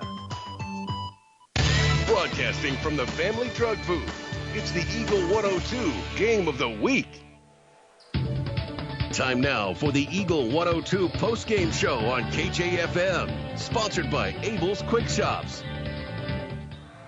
Oh, we still have men's varsity action to go. The Clopton girls improved to 4-1 with a win over the Elsberry Lady Indians, 48-17, as the Hawks make their way out of the locker room in preparation for their game. But said it there in the fourth quarter. You got 30-point games that don't feel like 30-point games, and then you got games that feel like running clock games very early, and that's kind of how this one felt. Yeah, and it's challenging.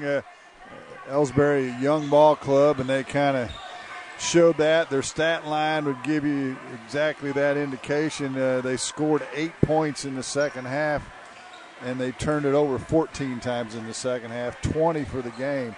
So, you know, when that happens, generally speaking, at the end of the night, the score is not going to be in your favor. There are things we really liked about Elsberry's performance, though. Defensively, they made things pretty tough on Clopton. They hustled, and were speedy on the defensive end. The problem is they weren't able to gear it back a little bit on the offensive end and take care of the ball, and thus Clopton went from what was a 13-point lead at the end of the first half to a running clock before the game was over with. Well, I'll say it.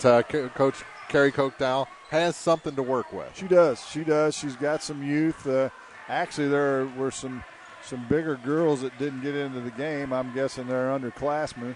And so, yeah, the cupboard's far from bare for the Lady Indians, and they have a lot of things to work with. For the Hawks, they did, I think, what they wanted to do, what they wanted to accomplish out of the night. Elsberry played basically even with them in the first quarter, and then finally the Hawks found their footing and stretched it out the next three quarters.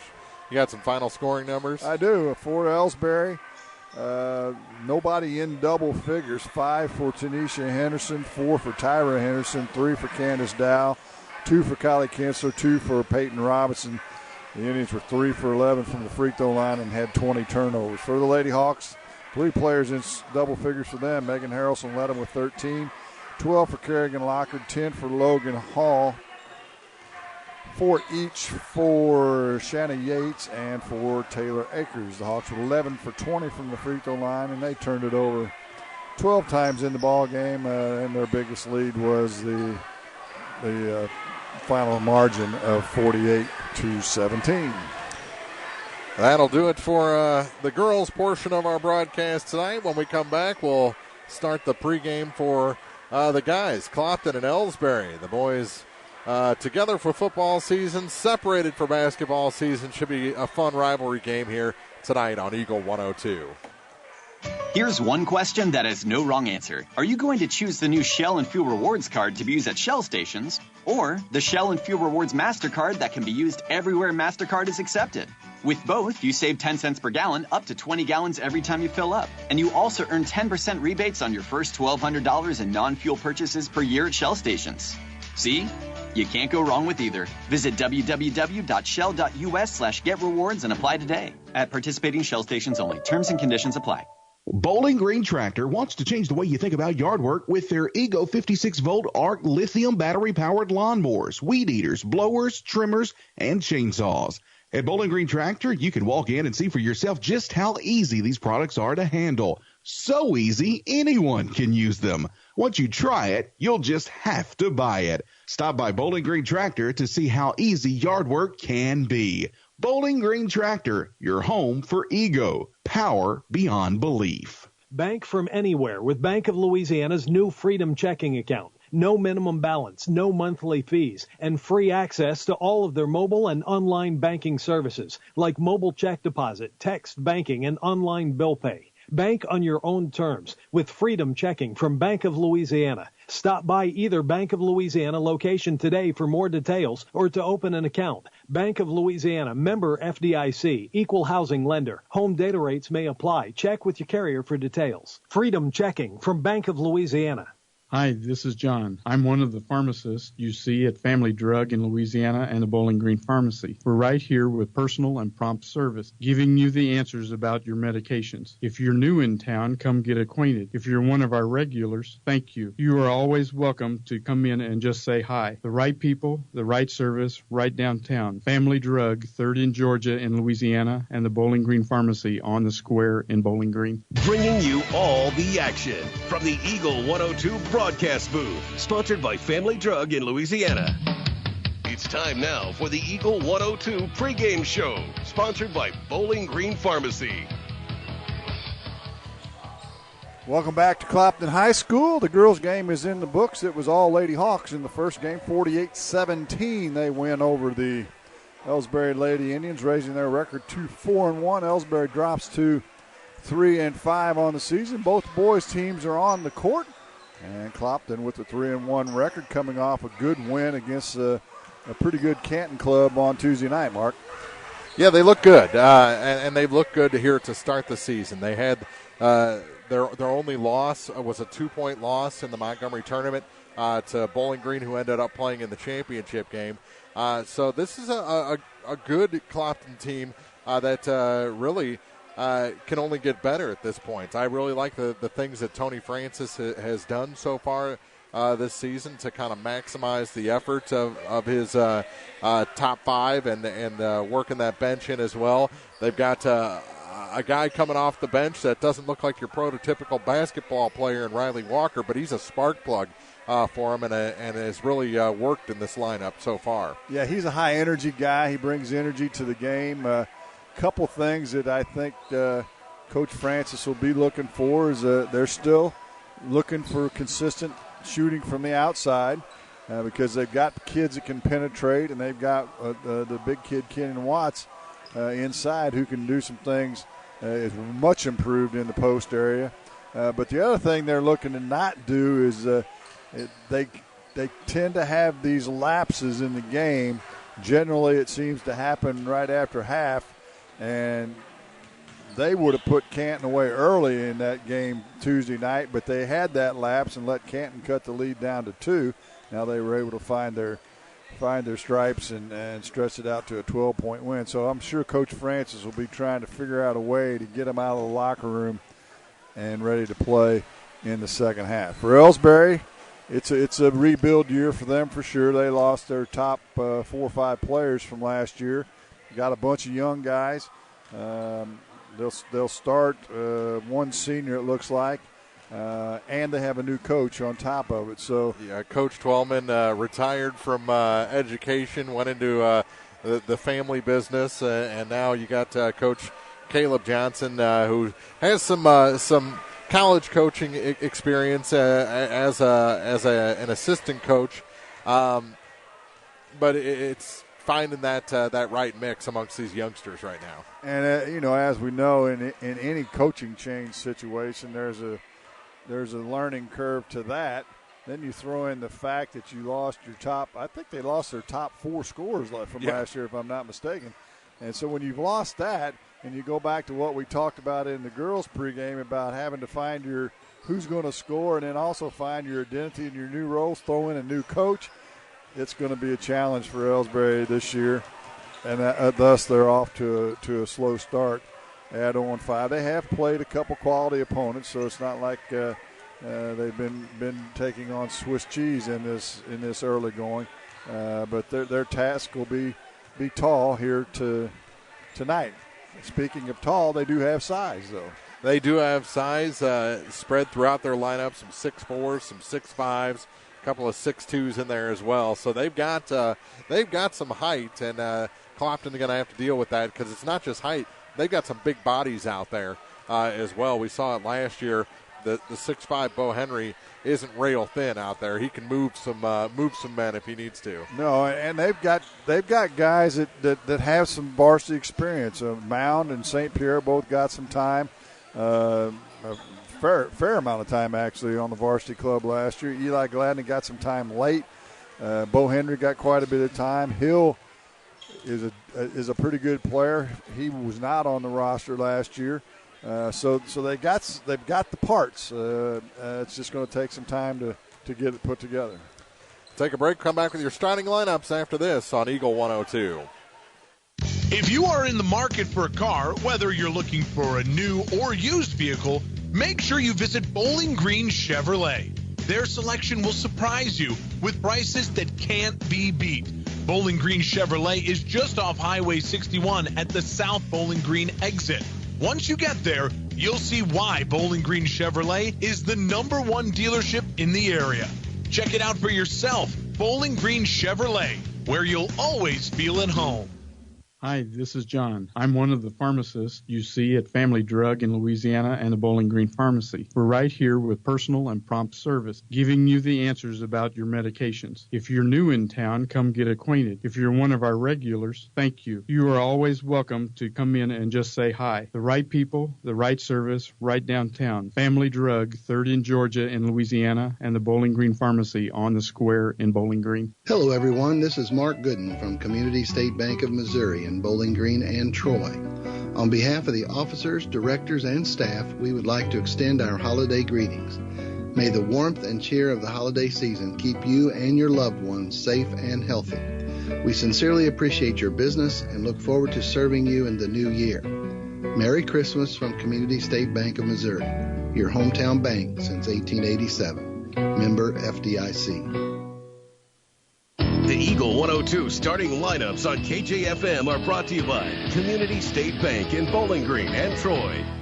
And your starters for this one for the 0-5 Elsberry Indians are coached by Caleb Johnson.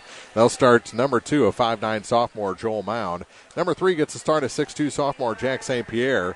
5'11 sophomore, number 5, Eli Gladney. Number 44, a 6'4 junior, Gabry Hill. And number 50, a 6'5 sophomore, Bo Henry. And we'll get the starters for Clopton after the national anthem plays here at Clopton High School. Hi, this is John. I'm one of the pharmacists you see at Family Drug in Louisiana and the Bowling Green Pharmacy. We're right here with personal and prompt service, giving you the answers about your medications. If you're new in town, come get acquainted. If you're one of our regulars, thank you. You are always welcome to come in and just say hi. The right people, the right service, right downtown. Family Drug, 3rd in Georgia in Louisiana, and the Bowling Green Pharmacy on the square in Bowling Green. High school basketball is on the air. Eagle 102 sports coverage of high school hoops is brought to you by Abel's Quick Shops, Bank of Louisiana, Calumet of Missouri, Eolia Landscaping Supply, Hankey Construction, Bowling Green Chevrolet, the Bib Beach Funeral Homes LLC and Collier Funeral Home, Cellular and Satellite Center, Bowling Green Tractor, Brown's Processing and Smokehouse Meats, Community State Banks of Missouri, Kathy Clean, JD Tire and Auto, Meyer Implement Company, By County Market in Louisiana, Craig's Truck and Tractor Service, River Electric Cooperative, the Bowling Green Insurance Agency, Family Drug, Ingram Plumbing, the Air Evac Life Team, Liggins Flooring, Bowling Green Pharmacy, by Old Tops Pawn Shop, Midwest Pest Professionals, Mid-America Auto and Towing, the Pike County Health Department Home Health and Hospice, by State Farm Insurance Agent Cindy Blaylock in Louisiana, Outlaw Lawn and Landscaping, Pam Todd Watts Realty, People's Bank and Trust, Young Enterprises Incorporated, All Parts, by Pike County Mutual Insurance, Oak Ford in Bowling Green, Spring Hollow Coffee, the Mercantile Bank of Louisiana, Mike's Tire Service, and by Pike County Memorial Hospital. Now, KJFM Radio presents coverage of high school basketball on your area sports leader, Eagle 102.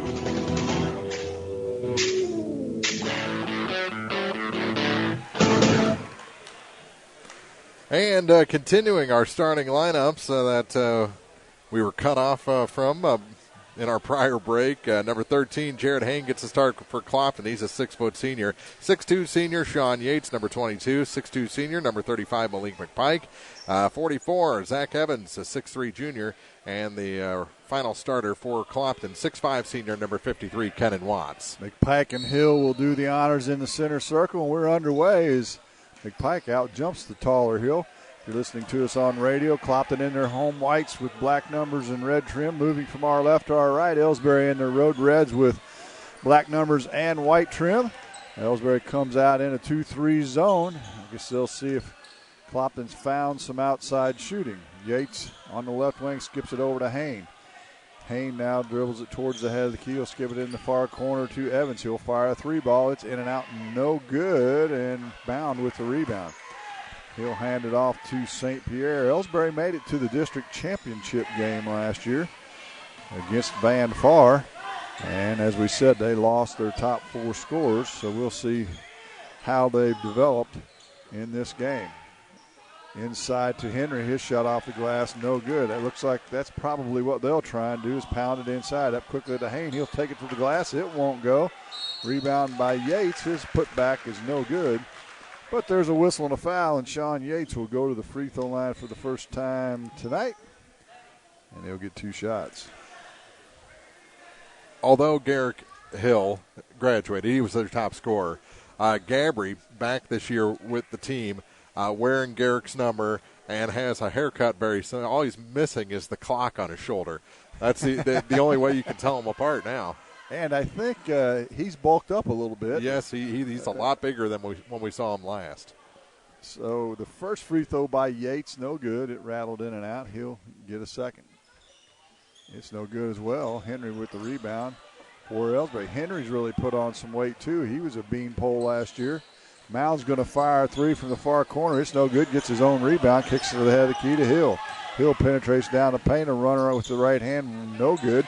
Gets his own rebound. It still won't go. Now McPike will grab the loose ball, and the Hawks will head the other direction. Hain back to McPike. Right wing now to Evans. We played almost a minute and a half, no score.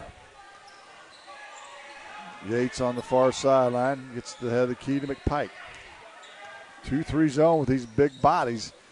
cuts down on the passing lanes for the Hawks. And Elsberry is able to defend as Evans will go to the bucket, and he'll be fouled.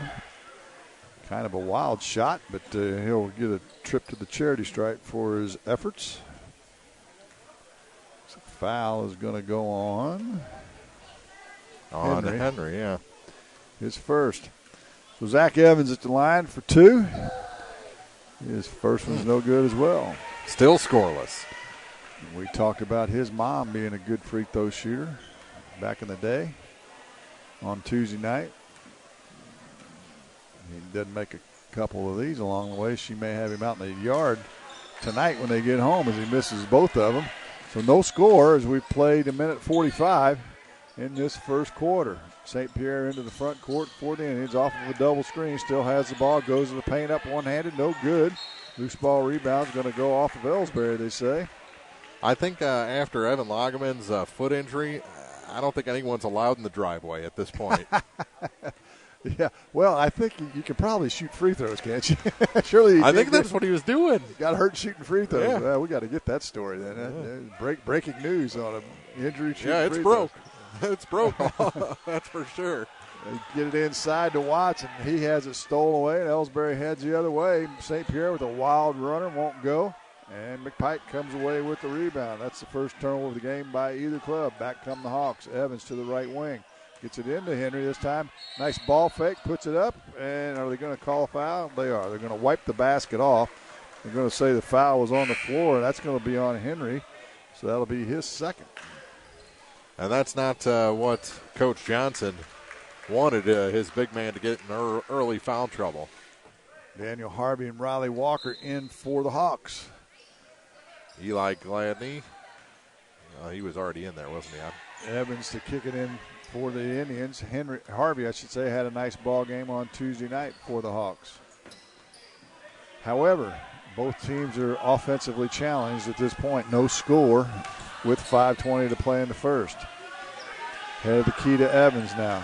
They'll get it to Yates. He'll pull up from 15 from the wing. It's good.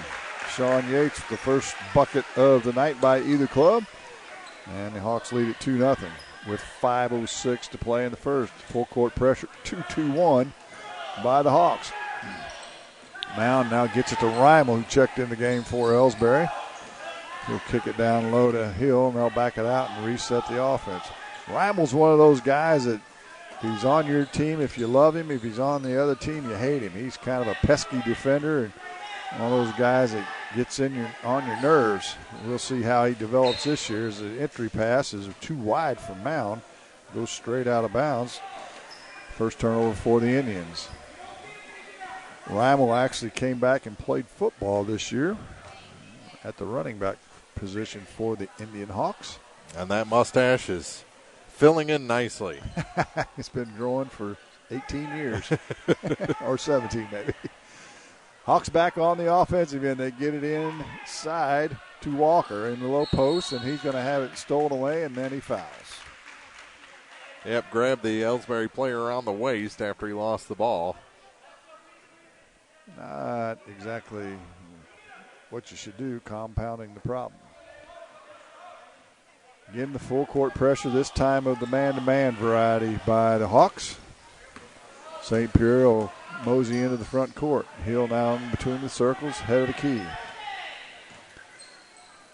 Reimel in the right corner now for the Indians. They're stagnant on offense, and Reimel's going to throw it away. Second turnover of the game. And that offensive possession just never did get untracked.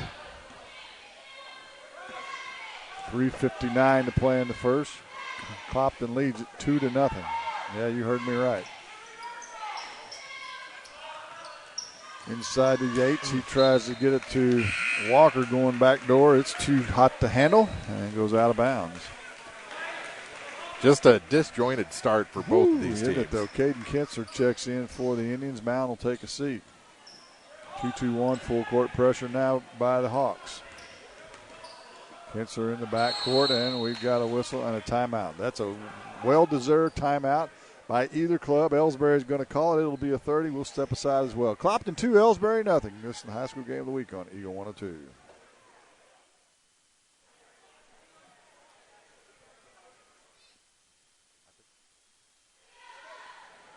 3:38 to play in the first quarter. We're on our own. We're good. We can handle it. We're good to go. We can handle it. Coach Francis, it was Elsberry that took the timeout, but I think that's a good time for Coach Francis to take one too. It was almost about to be a contest to see who was going to call the first timeout, right? Yeah. Because both teams needed one for sure. So Elsberry will have it out of the timeout in the backcourt. Free throw line extended on the far sideline with 3:38 to play in the first quarter, trailing 2-0. Kinsler gets it across the timeline now for the Indians. Clopton drops into a man-to-man defense. Reimel now to St. Pierre between the circles. St. Pierre right side to Reimel. He's going to take it to the baseline. Skips it in the corner to Gladney to Kinsler. He'll shoot the three. It's no good. Rebound to Harvey. They'll look to run up to Yates. He'll stop, set things up to Harvey. Head of the key now to Evans. Down low. Walker kicks it in the corner. McPike can't find any space, so they'll reset the offense, and we've got a whistle and a 3-second violation. Don't see those every day anymore. Yeah, but we've seen them a little more here early in the start of the season. Maybe an email from Misha to check for that possibly? That's a possibility. Watson, Hayne in, and Walker and Yates out for the Hawks. Back come the Indians on the offensive end, trailing 2-0. Kinsler on the dribble now. Throws it, and it's deflected out of bounds by McPike right in the middle of the Clopton bench. Good speed there from Malik to knock that into his own bench. Neither team finding their way offensively so far. St. Pierre gets it back off the inbounds to Reimel for 3. It's no good. Harvey will pick up a loose ball rebound. He'll head the other way up quickly to Hayne. They get it to Evans. He slashes to the bucket. He shoots a layup. That was pretty. Defense parted like the Red Sea that time, and Evans shoots a layup, and it's 4-0. Biggest lead of the game, obviously, by either team. Down to 2:27 to play in the first. And we've got a 10-second violation. Gladney and Kinsler took a little too much time surveying that zone defense that time. I think they just lost track because they were going toward the line with plenty of time and just stopped. So Clopton gets it back after the third turnover. Harvey now gets to McPike. McPike on the right wing, outside the arc, in the high post to Evans. He has it swatted away, stolen by Reimel, and then we have a foul. I think it's going to be Hayne that picks it up. No, Harvey. 5th turnover of the game by the Hawks. That's a lot for a quarter. Mm-hmm.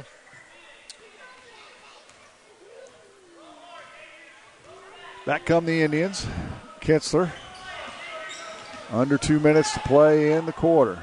Kinsler fumbles the dribble, now gets to Hill. Hill off the left wing, spins in the paint, has it. His pocket pick. 4th turnover for the Indians. Harvey coming the other way into the far corner to Hayne. To Evans. His 3 on the way. It won't go, and there's going to be a rebounding foul. Going to get Watts? I believe that's correct. And that'll be his first, team's third, so 3 team fouls apiece. Dow, Ripple, and Yates return for Clopton. Mound will return for the Indians. 1:40 to play in the first. Elsberry has not scored. Clopton hasn't scored much. Kinsler gets it in the front court to Hill. He'll shoot the 3, and it's good. Went from haven't scored to a 1-point game. That's one thing about the 3 ball. You can get back in a game in a hurry, and Haynes going to see if he can answer, and he does. Jared Haynes from the right corner.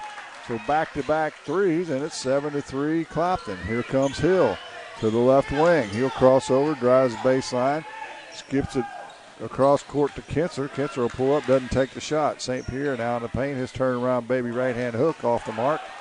Watts with the rebound, down to a minute to play in the quarter. Harvey back quickly, right corner to Haney's, open again. Short. Rebounds swat around loose. Harvey comes up with a loose ball. It won't go. Watts with the rebound, and it's good. Keenan Watts with his first bucket of the night off the offensive glass, and the lead 7, the biggest of the game for the Hawks. We've checked that 6 at 9-3. 41 seconds to play. Mound gets it in the front court now to Reimel. He'll drive right baseline. A wild runner, no good, hits nothing. Hain with the rebound. To Harvey. Harvey gets it to the middle of the paint, kicks it outside to Hain. He'll get it back now and reset it with 27. Yates with the ball, left side to Hain, in the corner to Harvey, and we've got a whistle in the paint. I think Watts and Rymar, check that. Hill, we're doing a little dance in there, and they'll get Hill for a little forearm shiver to the back. That's Gabry's first. He'll take a seat. Sadler will come in, his first minutes of the game, along with Cody Twellman. Hawks get it on the inbounds, and it's swatted out of the hands by Mound of Hain. And the Hawks will have it on the far sideline, down to 19.2 to play in the quarter. Harvey, middle of the paint, far sideline for the Hawks. They lead it 9-3. No pressure on the inbounds to Hain. He'll set things between the circles, right wing to Dalrymple. Dalrymple had Watts in the post. They didn't get it to him, to Harvey. Harvey's going to penetrate, loses his footing, and probably got away with a double dribble. Now finally turns it over, and now we have a whistle and a traveling violation, and Elsberry gives it right back. That was a hot mess, that last 19 seconds. Interesting, to say the least. So Clopton will get a chance with two. Yates is going to grab it, throws up a wild shot at the buzzer. It hits nothing. That'll do it for the first quarter. A slow-paced quarter. And Clopton leads at 9-3. You're listening to High School Game of the Week on Eagle 102. Hi, folks. This is Eric Schaefer. With sports season upon us, be treated like the pros. If your athlete has experienced an injury during a game or practice, let our experienced sports medicine team at Pike County Memorial Hospital Physiotherapy Department get them back to play. We have 2 locations to better serve our community. Pike County Memorial Hospital Physiotherapy and Sports Medicine in Louisiana and Bowling Green.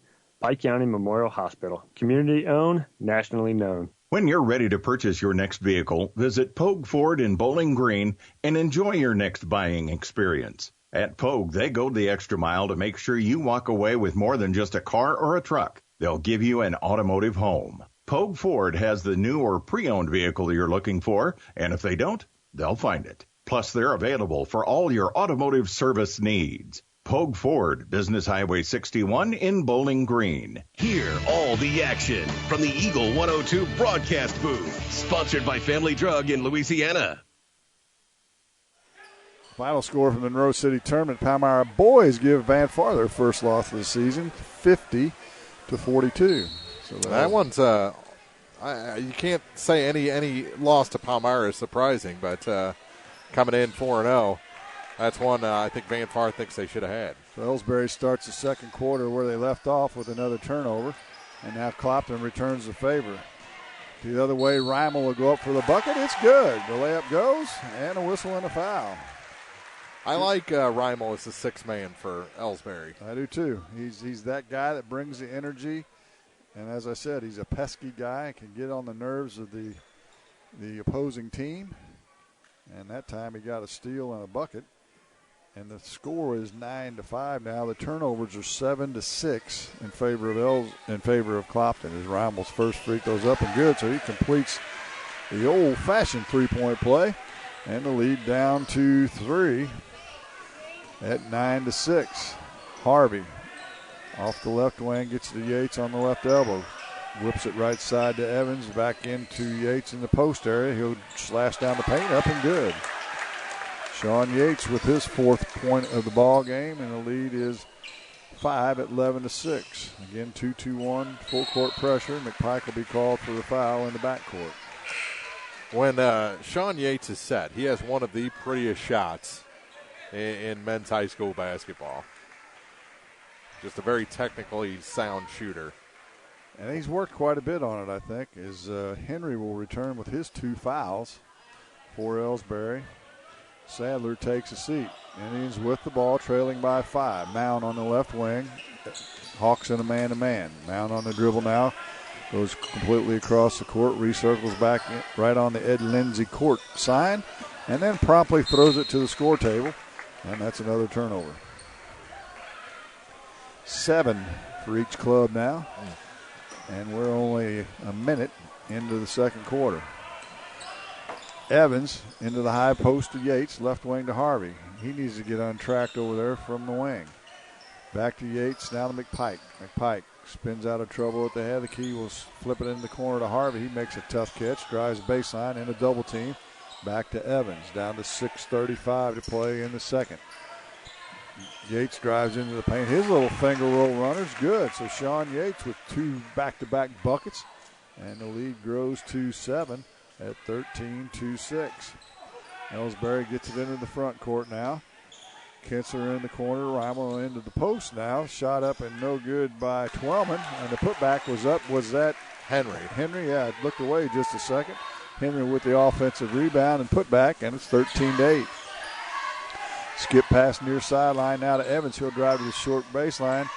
Gets it into Walker. His left-handed shot won't go. Evans throws it in off of Henry and will save the turnover, and the Hawks will get it back. A lot of contact there on Evans. They avoided the call as Reimel checks out. St. Pierre and Reimel return for the Indians. And there's McPike with that trick play. The defender doesn't pay any attention to him on the inbounds. He throws it off his back, catches it, and shoots a layup. You got to always see the basketball as a defender. Here comes St. Pierre on a runner. It won't go, but we'll have a blocking foul. They're going to say it's on the floor.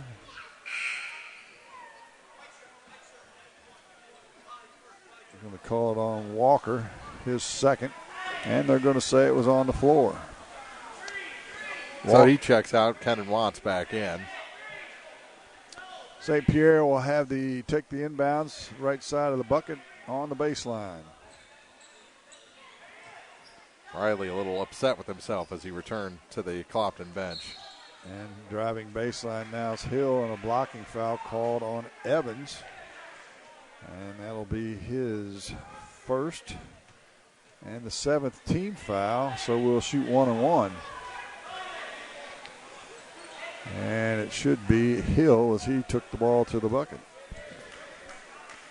As this game's kind of ground to a bit of a halt here all of a sudden. Not on the Clopton bench. Tony Francis just full of energy down there. His gums hit the floor at least once, you know. Did he pick it up and put it back? Oh, yeah, he did. 5-second rule. Hill with the first free throw. It's no good.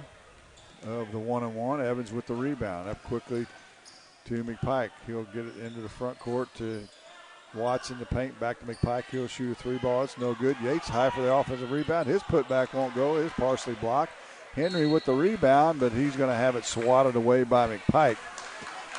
And it'll go back to Elsberry. A lot of bodies on the floor, so the players cleaning that up with their tennis shoes. You hear the squeaking in the background.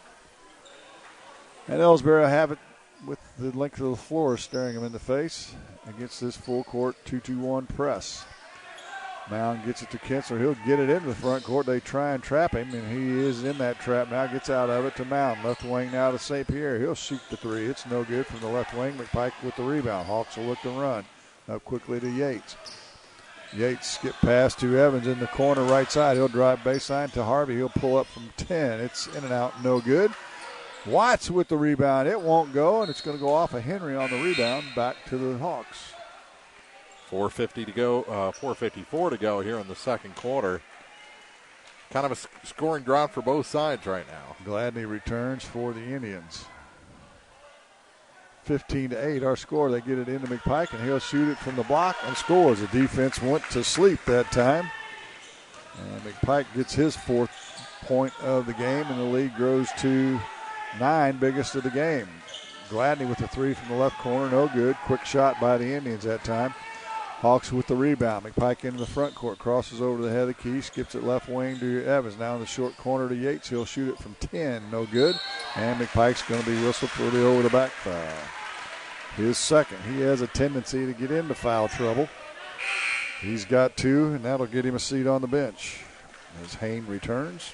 I like the way Clopton is working the defensive glass. They're not getting sucked in on the 3-point attempts and having long rebounds go over their heads. They're getting out about 5 feet around a perimeter and able to stop those possessions. Gladney will walk to the other end, and he'll get a 1-on-1 free throw opportunity.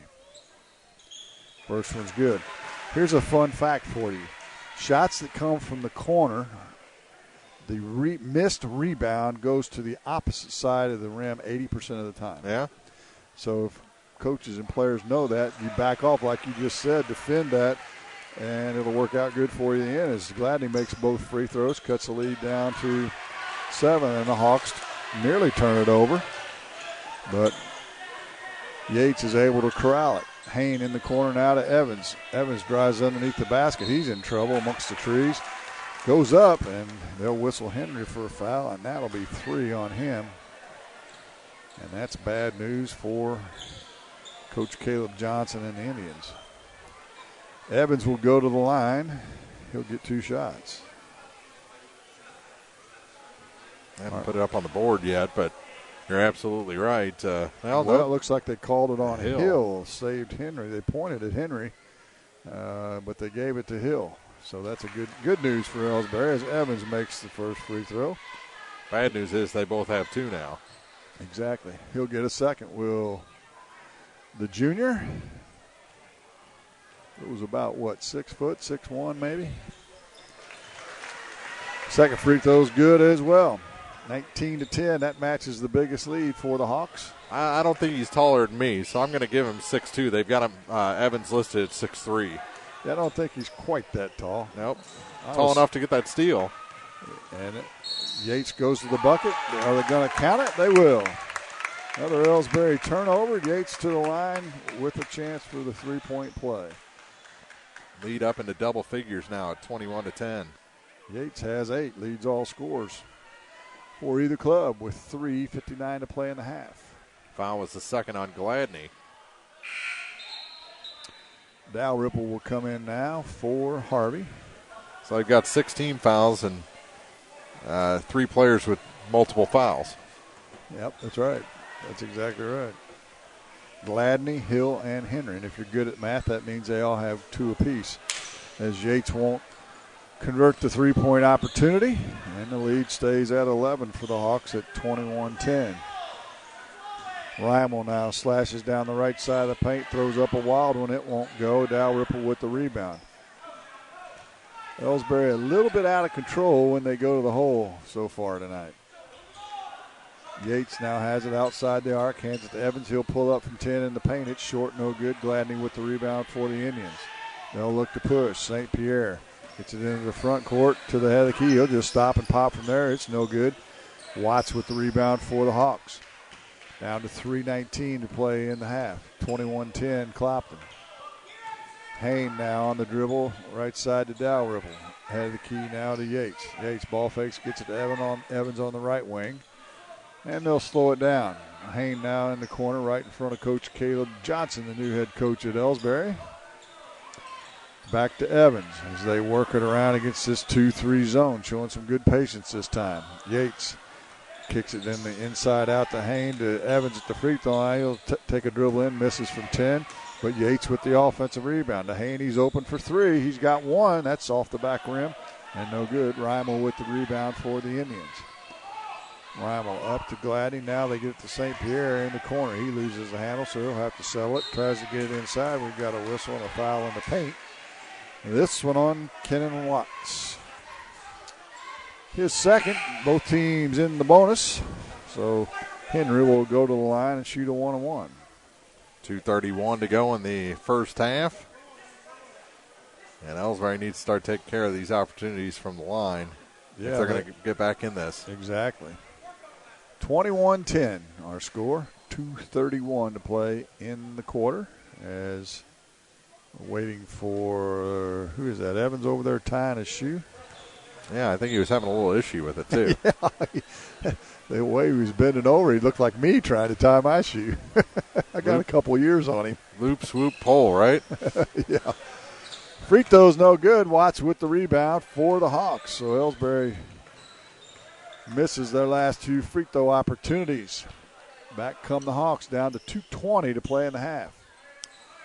Yates, far wing, skips it to the near wing to Dalrymple. He'll put it on the floor, nowhere to go, to Yates. Yates now dribbles inside the arc, skips it back to Hain in the corner to Dalrymple. He fumbles it, but now he'll get it inside to Evans, back to Dalrymple. Dalrymple drives it to the short corner, Gets in trouble and throws it away. Stolen by Reimel. He'll head the other way. Quickly to St. Pierre. He'll go in for the right-handed layup. It's up and good. Jack St. Pierre with his first bucket of the game, and it's 21-12. Yates may have got a finger to the mouth there. He was checking for blood on his way back up the floor. They get it in the high post. He'll kick it to Dalrymple. His three's long, and Keenan Watts gets a nice little shove in the back of Gladney. And it's caught, so that'll be 3 on him. And he immediately heads for the Clopton bench as Walker, or check that, Harvey will come in after the first free throw. Joel Mound getting ready to check back in, as well as Caden Kinsler, a 5'8 freshman for Elsberry. This will be a 2-shot opportunity for Eli Gladney, just a sophomore. First one no good. He'll get a second.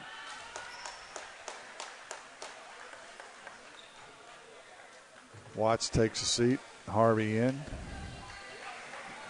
Back for the Indians, as you said, Kinsler and Mound. Gladney will get a second.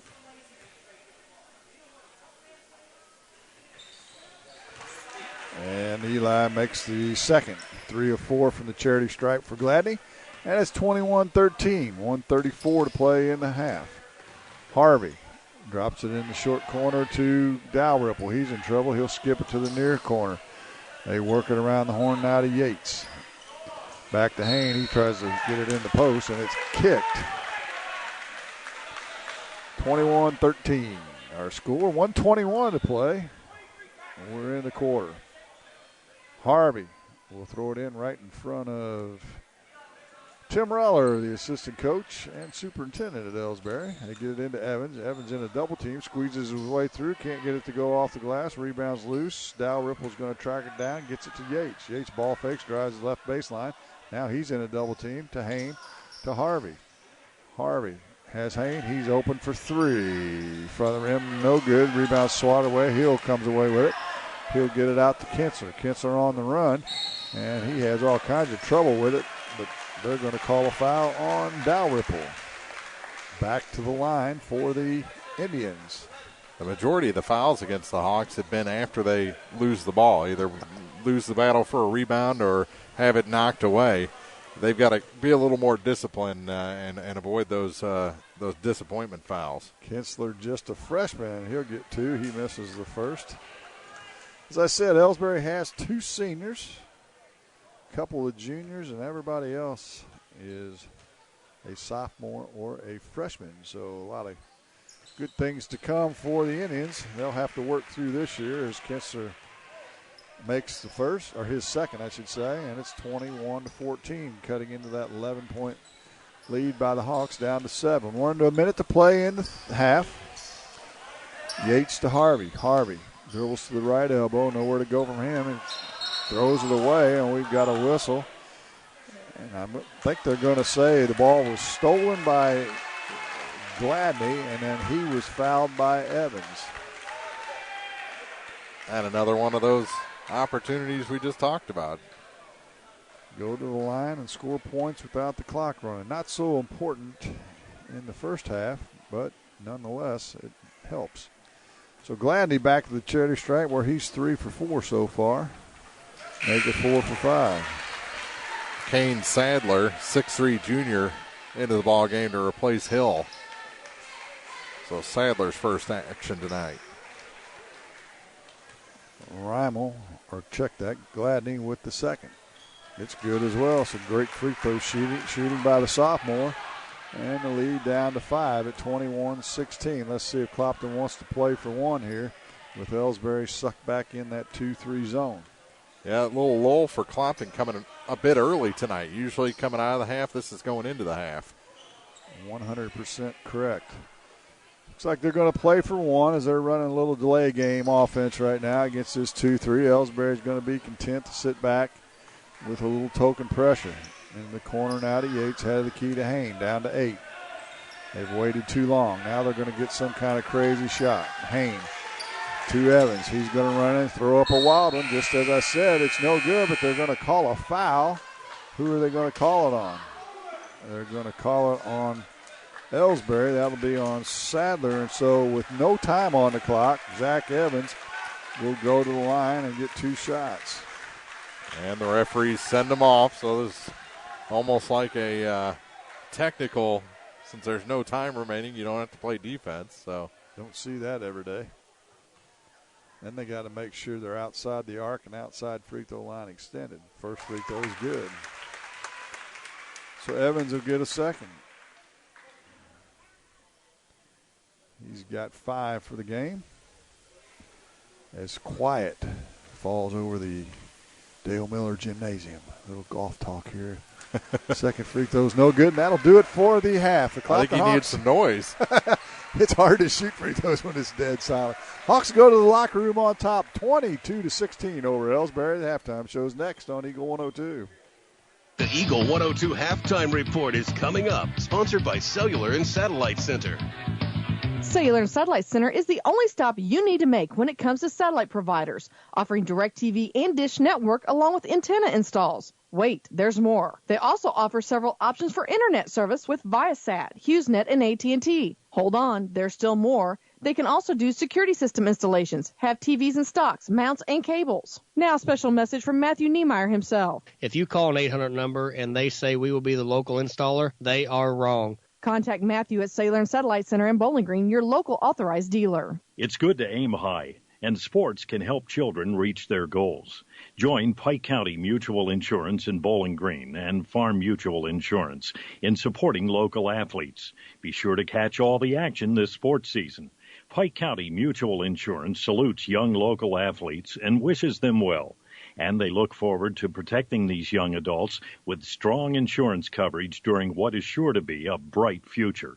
Pike County Mutual Insurance in Bowling Green. Hi, this is Kelsey Henderson, RN Case Manager for Pike County Home Health. Pike County Home Health offers a variety of services from skilled nursing to rehabilitation therapies. Home health is covered 100% by Medicare, and we accept most forms of insurance. Our caregivers work with your doctor and design a plan of care specifically for your needs and abilities. Our goal is to help you take control of your treatment, prevent future declines in your health, and improve your safety at home. If you have any questions or home health needs, please contact us at 573-324-2111 or visit our website at pikecountyhealth.org. Bringing you all the action from the Eagle 102 broadcast booth, sponsored by Family Drug in Louisiana.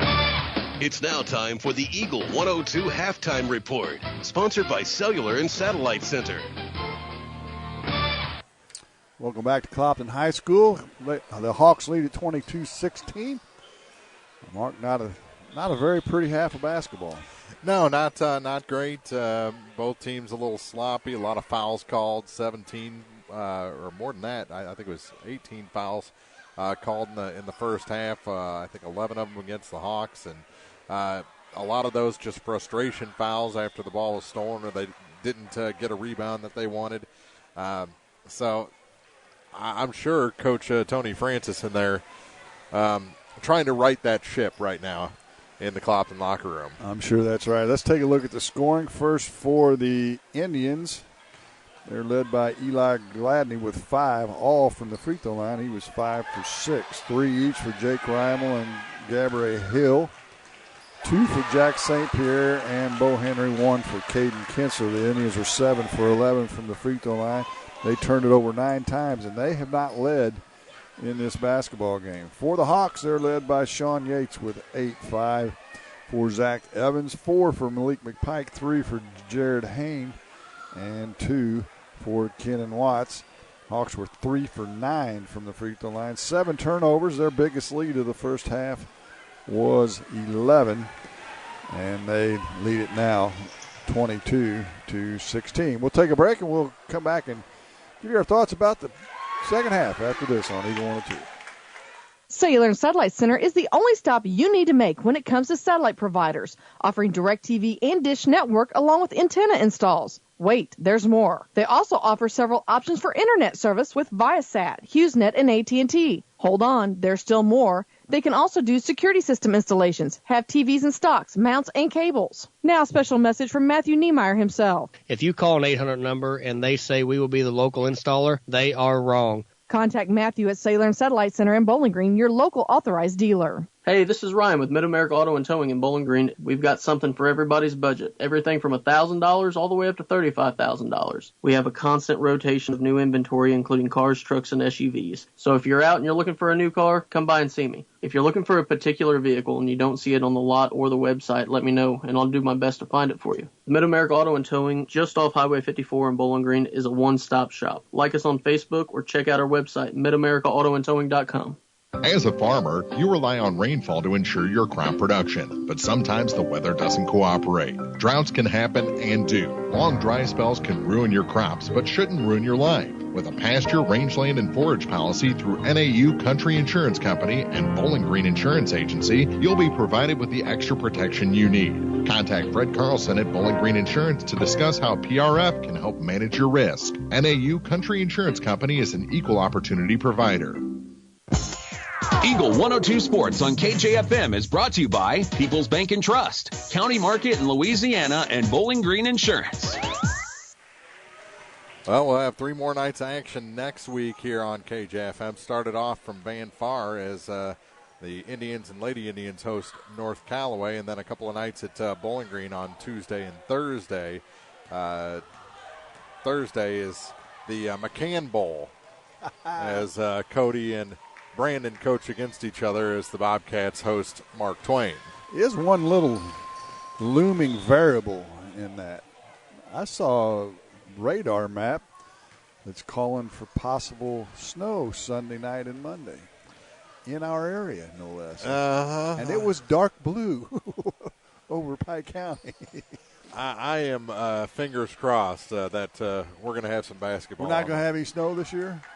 Well, there's going to be some snow. Just going to be during Christmas break, right? Yeah, no games, not lose any games to snow. Although I'd rather it next week than during Clopton tournament or Bowling Green tournament. So I would agree with that 100%. So what's going to happen here in the second half, Mark? You're coaching. What are you telling your teams? Well, first off, no one would ever hire me for that, but point taken. I think Clopton's going to come out a lot stronger defensively. Really offensively is where they're actually having the trouble. They're not going to give up those steals, and I think they're going to be a little more disciplined away from the ball. Well, one thing I noticed that they did the other night that they have not done tonight, they haven't run with the ball at all. No. They took the opportunity with when they had the break against Canton to run the ball up the floor and try and get an easy bucket. They have not done that tonight, and so that's kind of played into the hands of Elsberry with the bigger club playing a 2-3 zone, forcing them to run their half-court offense, whereas if they can turn this into a 94-foot game, they can eliminate some of that.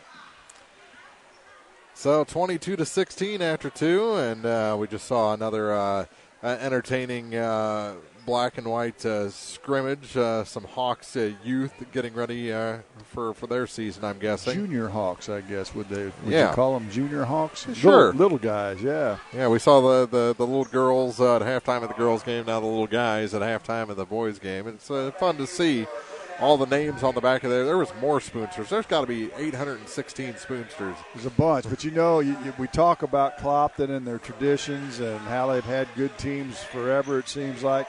That's why. Where else do you go where you see all the kids that are sitting up in the stands looking at the high school players saying, hey, man, I want to be like Malik McPike or I want to be like Zach Evans.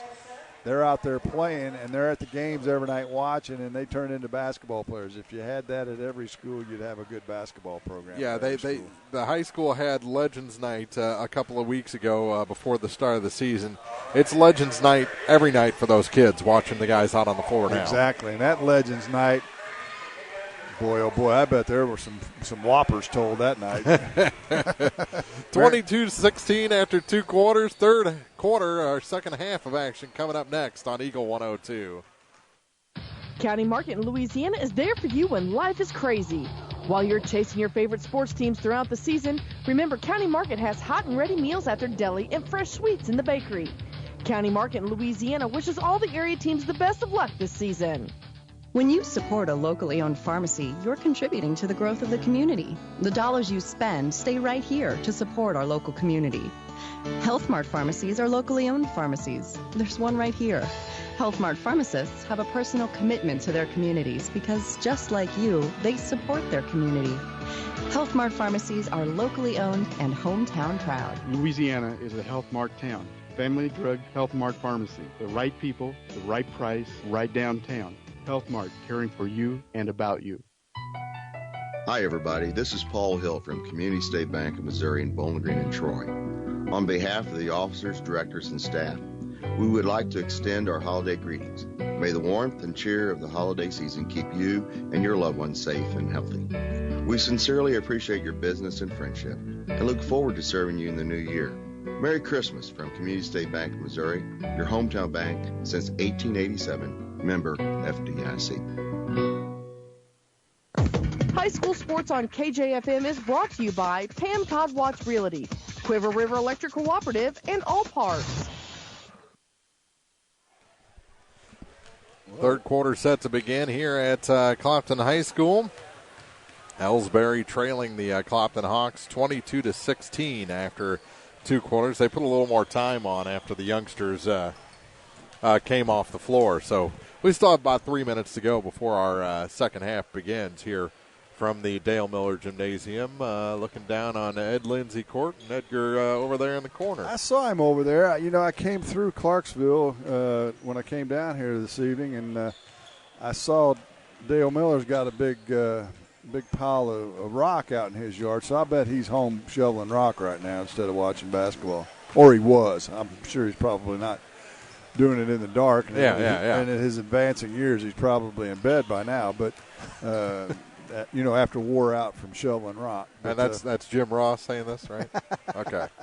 I'll get you back. Yeah. Those guys, I'm guessing they really enjoyed the Legends thing the other night because you got to see a bunch of former players and talk about all that stuff. And did Coach Francis put that together? Whoever was in charge of that's a brilliant idea. Kudos to the folks from Clopton. Well, I know that Tony was talking about that even last year during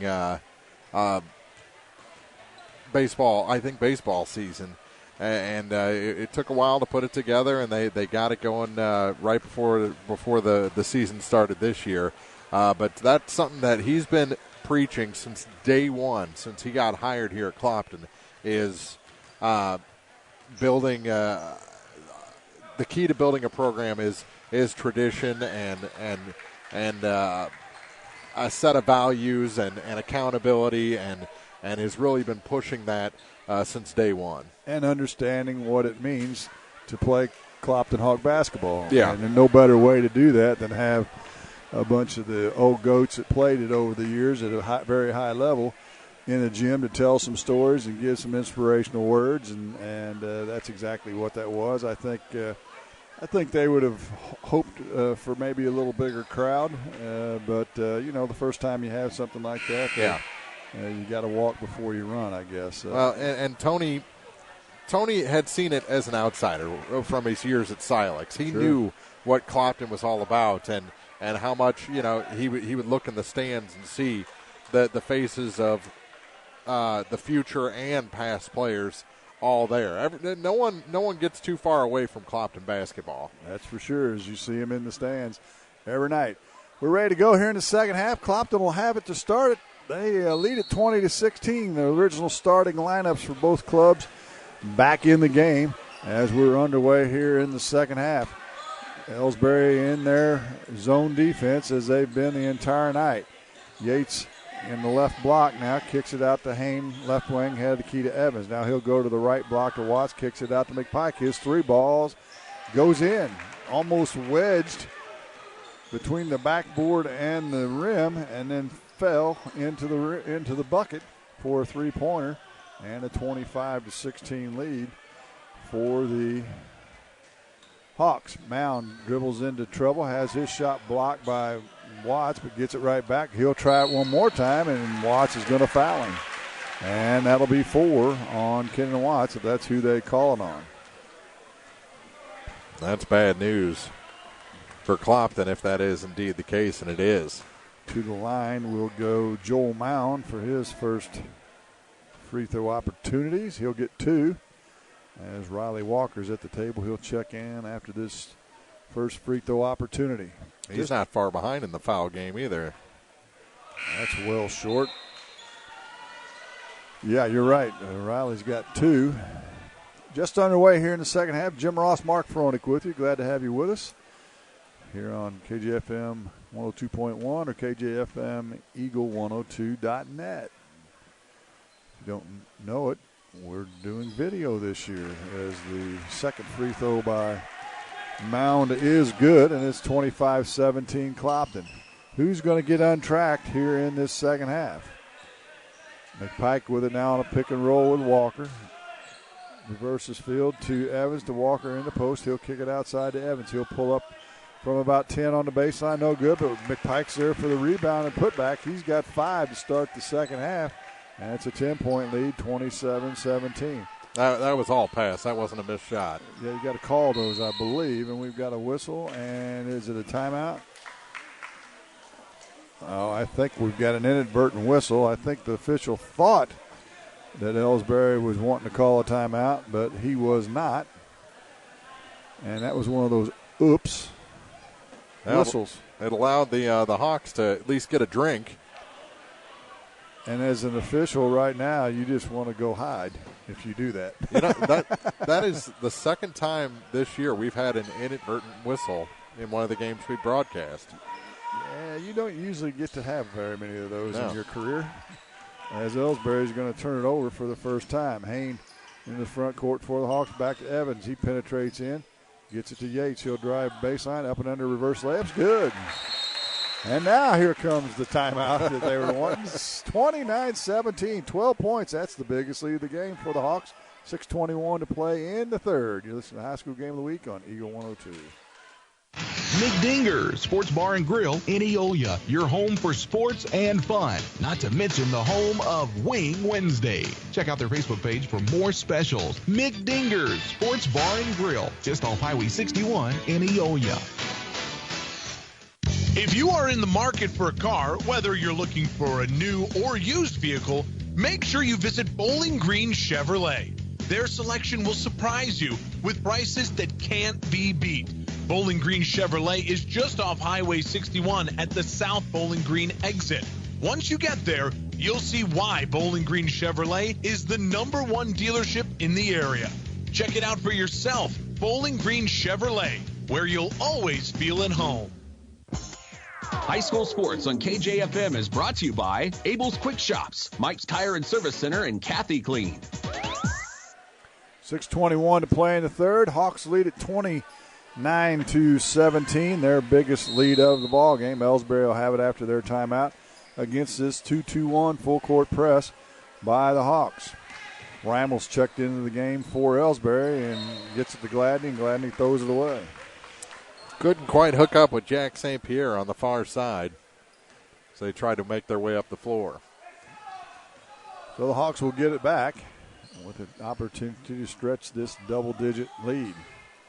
McPike over on the far sideline gets it to Yates. Yates skips it back to Evans. He'll penetrate to the right elbow, looks for some help, gets to McPike, cutting to the basket. His shot's partially blocked, and Elsberry comes away with it. That's Rimmel. He goes to the hole and promptly turns it right back over to the Hawks.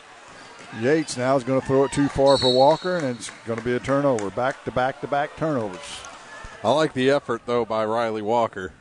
He gave everything to try and save that, and if he could have thrown it over his head clean, he would have saved it, but kind of hooked it back toward the Clopton bench. So with all that, 3 turnovers in a row, Elsberry now has the basketball. St. Pierre is going to dribble through a maze, and there's going to be a whistle and a foul. They'll call that on Malik McPike, his third. So Clopton, foul trouble brewing for them as Watts already has 4. McPike will go to the bench with 3. Harvey will return for him. Evans and Riley Walker with 2. And Elsberry has it. Henry into the corner to Gladney. Back to Henry. They'll work it around the horn to Hill. Clopton in a sagging man-to-man defense. Now they try and lob it inside, and that foul's going to be on Walker, and that'll be his third, as he had Bo Henry in what they call a clutch and hold now in college basketball. And Elsberry will have it underneath their own basket. St. Pierre to throw it in.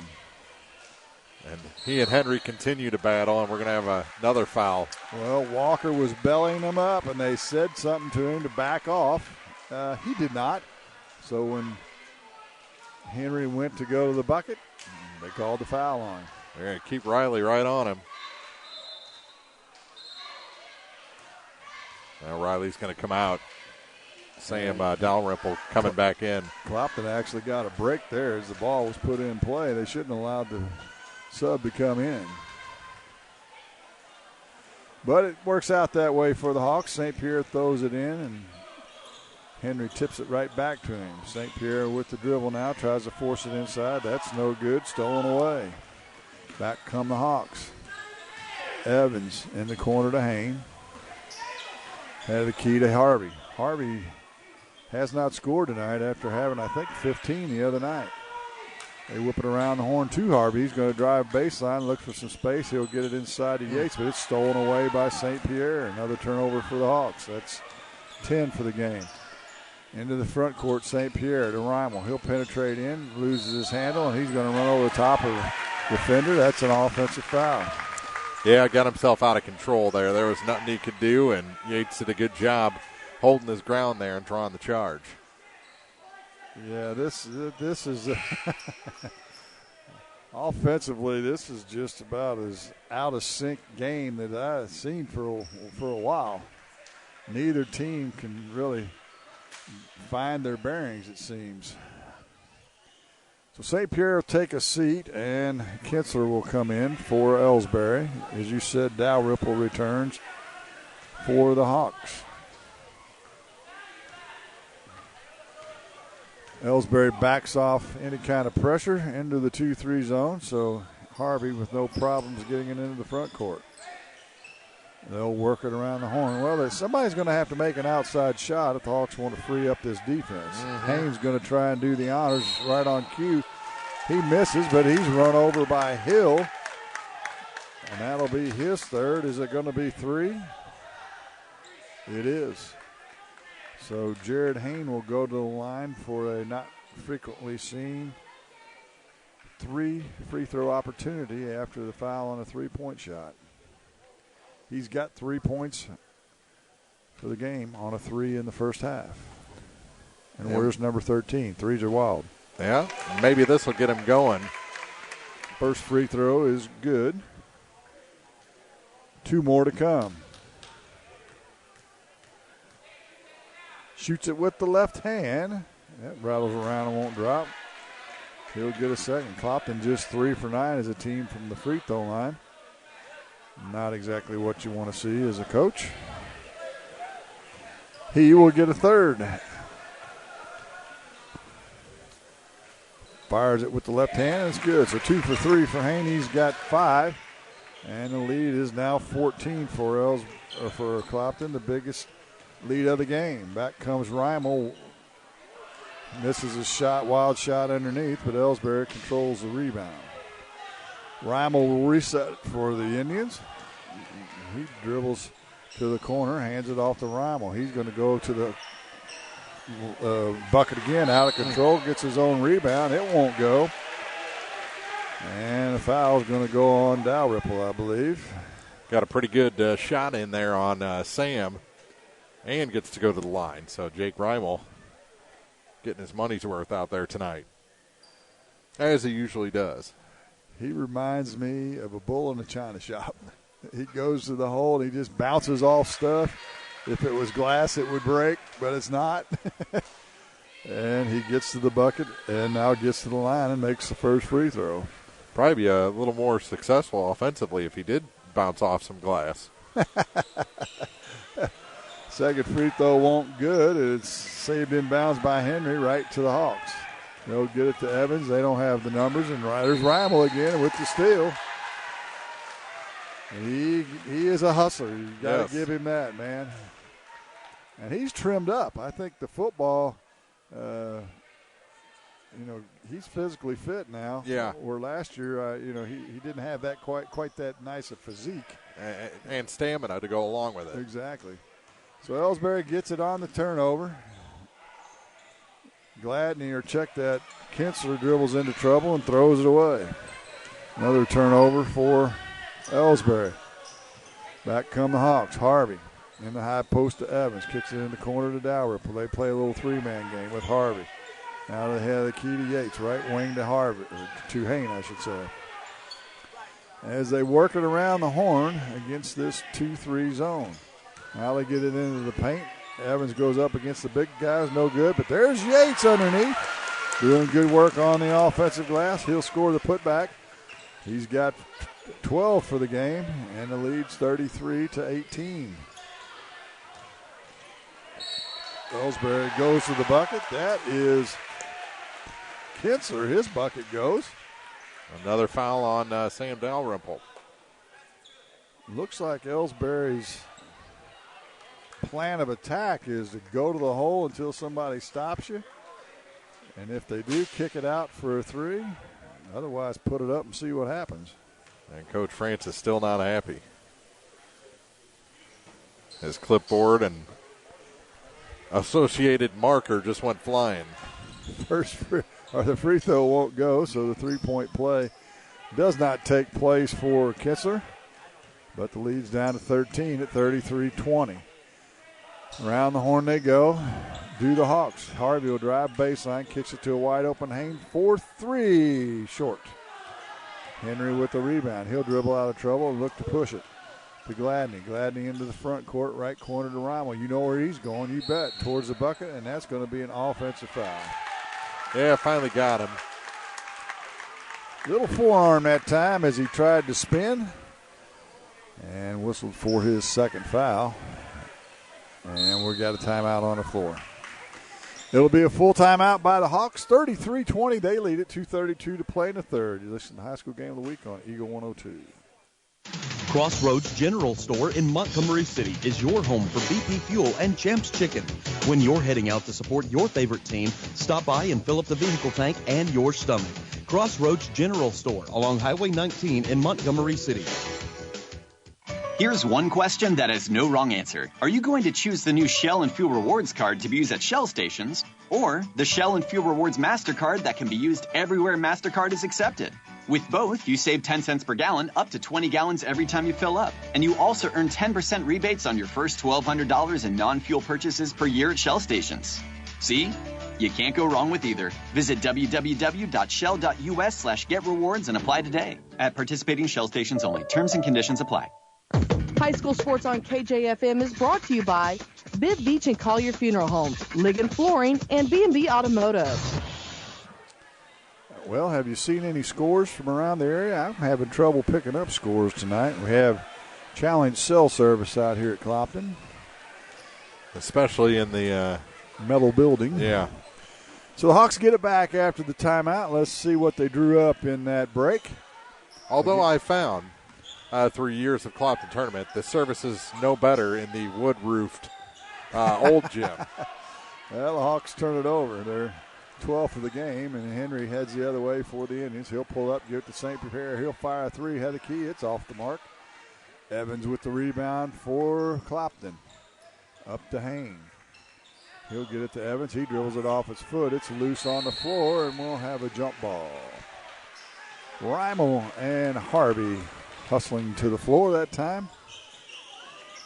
And on the alternating arrow, who is the recipient? We can't see the arrow from here. It looks like it's going to go to Elsberry. Yeah, did you see the two-team Irish dance there to get the sweat off the floor? Nobody, when I played, I'm sure when you played, every bench had multiple towels. It doesn't seem like anybody has a towel anymore to wipe up that stuff. It's crazy. So Elsberry gets it back after the jump ball and the turnover. Reimel has it in the front court to Kinsler. Kinsler to St. Pierre, right wing. He'll get it in the post to Henry. He runs over the top of Yates, and that's a charge. Yeah, that was full value there for Bo Henry. It's called lower your shoulder and go to the hole, and if anybody's in the way, make them pay the price, and that's exactly what happened. However, Yates, a well-built young football player in his own right, so. And Bo is thinking, well, your senior season as quarterback for the Indian Hawks is over. Now I can do what I want. There's a towel. Holy moly. Yeah, they are cleaning it up. You know, when we reach, the Final Four or some of the, the big shootouts and stuff, they've got the youngsters out there with the push mops with the towels wrapped around them. Why can't we get a kid or two to do that at the local level? That's a good question. Probably afraid they'll get run over on the baseline is my guess. So after all that, the Hawks will get it back with a dry floor underneath the Elsberry basket. Now Elsberry's going to show a little bit of pressure. No problem for the Hawks. Like a one-man press is all that was. Made Clopton speed up a little bit. I'm still shocked they haven't tried to run with it more than they have.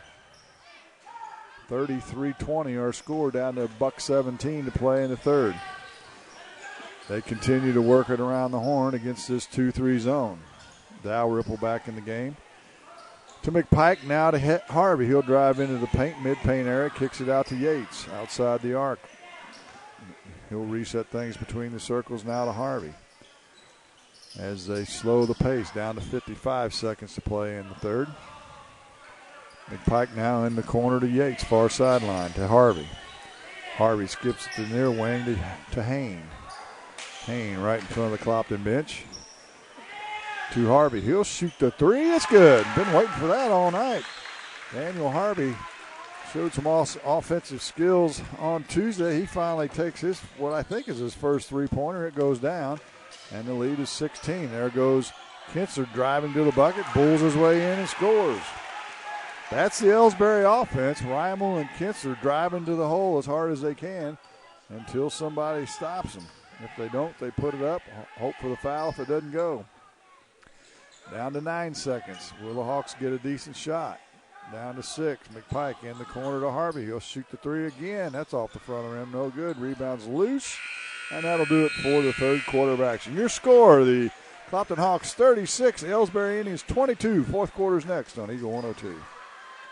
Brown's Smokehouse Meats in Silex can help with all your meat processing, retail, wholesale, and custom butchering. Vernon and Judy Brown are the owners and operators of Brown's Smokehouse Meats, Highway 61 in Silex. Brown's Smokehouse Meats also invite you to stop by their retail location in Troy at 185 East Cherry Street. For all your smokehouse meats, deer processing, and homemade sausage, be sure to visit Brown's Smokehouse Meats, Silex in Troy.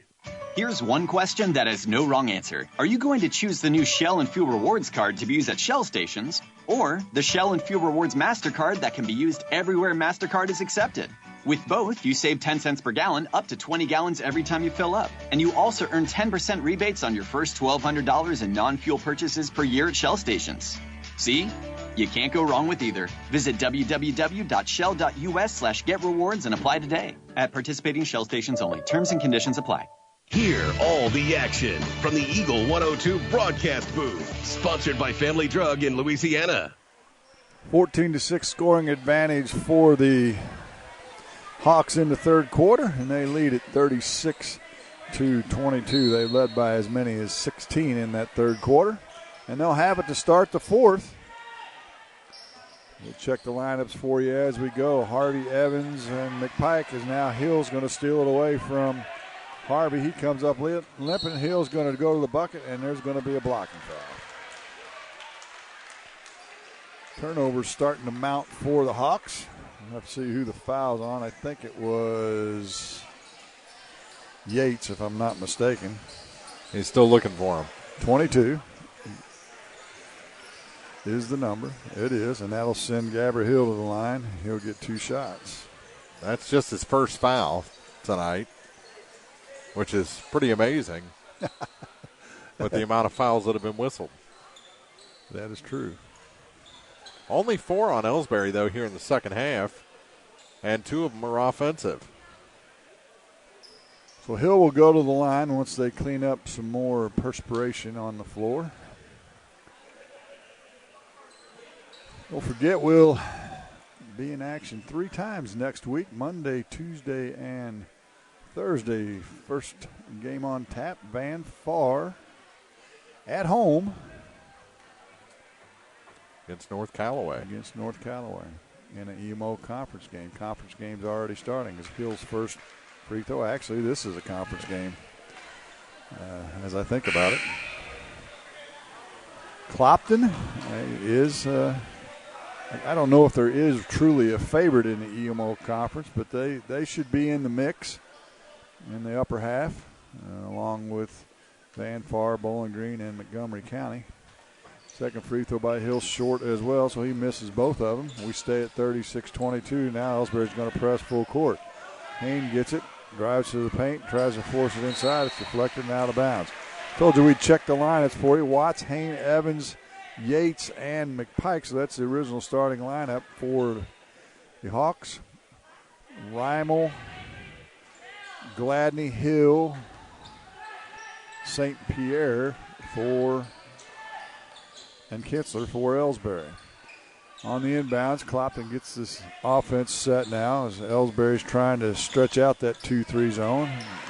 And they nearly steal it. It's deflected into the backcourt, but Evans with a nice hustle recovers a loose ball. Yates now to the right elbow, gets it Evans. He passes on an open 3. Now to McPike, and they'll reset with 7:10 to play in the ball game. 36-22 our score. Evans gets it inside to McPike. His shot won't go. There's a whistle on a foul. And we'll have to see who they call it on. Yeah, you're talking about the EMO conference. Even Wellsville this year, not an easy out for boys basketball. They're going to play you hard. So the back end, Louisiana's really young. Elsberry's really young. But the top and middle are pretty good. Wright City's going to struggle. Yeah. I don't know about Community. Have you seen her? I haven't seen or heard anything about either the men's or women's team for Community. Yeah, they moved down to the conference a couple that's of years right. ago. They're out, aren't they? So we don't see them as much as we used to. Yeah. Thus, Elsberry getting in. Mark Twain, they're. I know. Community just played in that Norm Stewart shootout. 48 hours of basketball. Yeah. Play all night. Yeah, pretty crazy. They did well over there too, I think. McPike's 1 for 2 from the charity stripe. So, yeah, Mark Twain and Louisiana, the newest entries into the EMO Conference. And now we've got a whistle and a foul on Hayne. That'll be his second. And Elsberry will shoot free throws the rest of the way. So, Clopton needs to lay off the fouling. As Hill will go to the line, and he'll get a one-on-one opportunity this time, as that's the 9th team foul. Mark Twain's one of those teams that I think as the year goes on, they'll get a little better. Yeah, and another one that's just, it's not an easy out as far as a conference game goes. McPike gets into a double team, and guess who's there again? Reimel on the steal. He'll hand it off to St. Pierre. He'll go up and shoots a left-hander layup. Up and good. Jack St. Pierre with his 4th point of the night. And the full court pressure causing some minor problems for the Hawks. And now St. Pierre fouls. Just the 6th foul, though, so no free throws yet for the Hawks. That's a move that we saw Cameron Worley do quite a bit in games we've covered at Bowling Green this year, where they get to half court with speed, and then that guard will put on the brakes. Oops. Good job by Yates to draw the foul there. Kind of like that tailgating commercial that's on these days. Uh-huh. So Clopton has it. They've kind of been playing not to lose here these last 3 or 4 trips. Got out of their rhythm offensively if they ever really got in one. But they still have the lead and the ball. Evans will get it to Watts. He'll shoot it from the short corner from about 10. Good. Keenan Watts, I got to tell you, of the games I've seen so far, he wins most improved player up to this point for me. It's 39-24, Hawks on top. Reimel's open from 3 left wing. It's off the mark, no good. Evans with the rebound. Evans into the front court to Hayne. Hayne will dribble to the left wing, back to Evans. He gets to Watts at the free throw line, and we've got a whistle and a foul, and that'll be on Reimel. I don't know how many times I've had Elsberry over the 4 years that Jake Ramos played basketball. I'm not sure I've ever had him in a game that he didn't foul out. He's got 4. You know, that would be a thing to go back and look at. I just think back to seeing him in the Bowling Green tournament, every year, and it almost seems like he fouled out every game in the Bowling Green tournament. So he'll take a seat with his 4th foul. And to the line is Kenan Watts. His free throw's short. And Elsberry with the rebound, and now we've got another foul. I think Mound was, they're not going to call a foul, are they? They're going to call a timeout instead because Mound put on the brakes and got himself stuck there at the line. So no foul and a timeout is what they're going to call it, so we'll step aside. 39-24, Clopton leads it. You listen to High School Game of the Week on Eagle 102. Crossroads General Store in Montgomery City is your home for BP Fuel and Champs Chicken. When you're heading out to support your favorite team, stop by and fill up the vehicle tank and your stomach. Crossroads General Store along Highway 19 in Montgomery City. It's that special time of year when the snow starts to fall and you see the twinkle of lights decorating homes around town. During this holiday season, People's Bank & Trust wants to remind you to take time out from the hustle and bustle to cherish the moments you spend with your family and friends and remember the spirit of the season. From all of us at People's Bank & Trust, we want to wish you a Merry Christmas and a Happy New Year. People's Bank & Trust, hometown banking the way it should be. Member FDIC, Equal Housing Lender. Area High School Sports on Eagle 102 is brought to you by State Farm Insurance, Cindy Blaylock, Bowling Green Chevrolet, and Pike County Memorial Hospital. Out of the timeout, the Indians turn it over, and Pike goes to the line, or goes to the bucket, I should say. He kind of acted like he wanted to try and dunk that. Can he jump that high? Yeah, I think he can. He was fouled.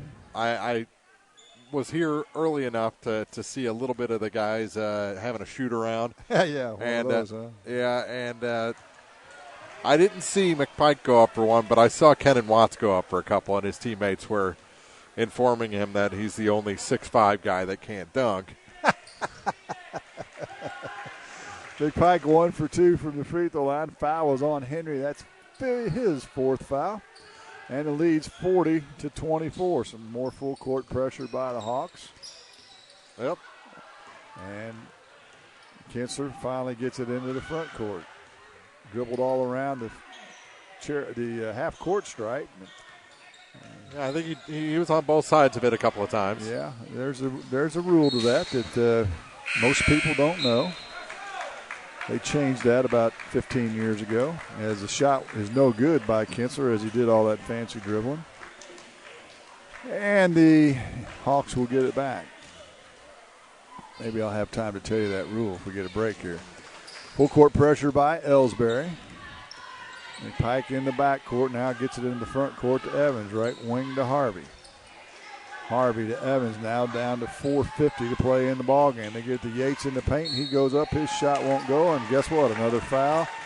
And if it's on Bo Henry, that'll be his last. Yeah, he's done. He says it's crazy, too. Says he didn't touch him. And Hill will come into the game. And Sean Yates will go to the free throw line. He'll get 2 shots. So the backcourt violation, a number of years ago, they changed it to where if you're in the backcourt, in order to establish being in the front court, you have to have both feet and the ball in the front court. In that particular case, Gladney was dribbling 1 foot in front court, 1 foot in back court. Ball never got both feet and the ball into the front court, so he never established the front court. And so it was never a backcourt violation. You got all that? Yeah, so it's more like the NHL's offside rule now. Kind of. So if you got that one sliver of a skate on the line, you're okay. Exactly. Yates makes 1 for 2 of his free throw opportunities, and it's 41-24. 17 is the biggest lead of the night for the Hawks. Down to 4:30. Mound's long three-pointers, no good. Rebound on the backside by Kinsler. His putback's blocked. Back come the Hawks in the front court, and Kinsler's going to foul. I don't know at what point do you tell your guys to chill out, man, quit fouling. Yeah. This game was cruising along at a rather nice pace for about 2.5 quarters, and now all of a sudden we've hit the bricks. And it's nothing but a free throw shooting contest at this point. Well, maybe when it gets to a 20-point Clopton lead. Ain't going to happen on this set of free throws. Yates misses the first free throw. In fact, misses everything. He'll get a second.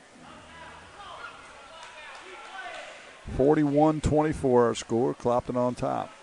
4:24 to play in the ball game. Second free throw is off the mark as well. They fight for the rebound, and Gladney will come away with it. He dribbles out of a double team, gets to the far sideline to Hill, still in the backcourt. He'll dribble out of trouble. Now he's going to need to get some help in a hurry. And there's a 10-second violation. Didn't get help soon enough.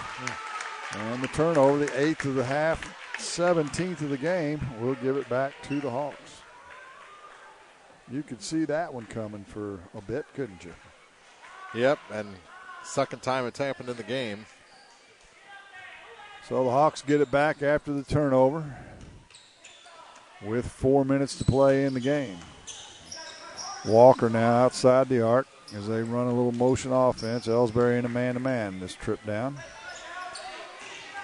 And it looks like Clopton's going to do like they did against Canton. They're either going to look for a layup or run the clock or a foul. Now they get that backdoor cut by Evans. His shot's partially blocked, but there's going to be a whistle and a foul, and that'll be on Eli Gladney. Zach Evans will go to the free throw line. He'll get 2 shots. They need a calculator to add up all these free throws in this half for the Hawks. Evans wears number 44, does the junior. First free throw rattles around, hits a little bit of everything, and drops. Ryan back in. How long is he going to last? Huh? Will he make it a minute before he fouls out? You know, he usually gets that 5th one in style. I think it's going to be an offensive foul coming off this opportunity. Evans makes them both. So after he started 0 for 2, he's been 4 for 5 for 6, I should say, of his last 6 free throws, and the lead's back to 43-24, the biggest lead of the night at 19, as Hill's shot won't go. And the Hawks with the rebound. Back they come. They get it underneath the Dalrymple. His shot's no good from point-blank range. McPike with the rebound. It won't go. Still loose. Who's going to come away with it? It's going to be McPike again. He tries to dribble out of trouble and does. To Harvey to Evans. Evans penetrates into the paint. Kicks it to Walker. He decides not to take the shot, but they give it right back to him. Loose on the floor. And they kick it back out to Evans now. Chaotic sequence. McPike now on the baseline. He'll go to the glass. It won't go. And the rebound off to Gladney. He'll head the other way for the Indians. He's in a double team. Stolen by McPike. He's going to go to the hoop, and it's going to be a layup. You thought he was going to try and dunk it, didn't you? Yeah.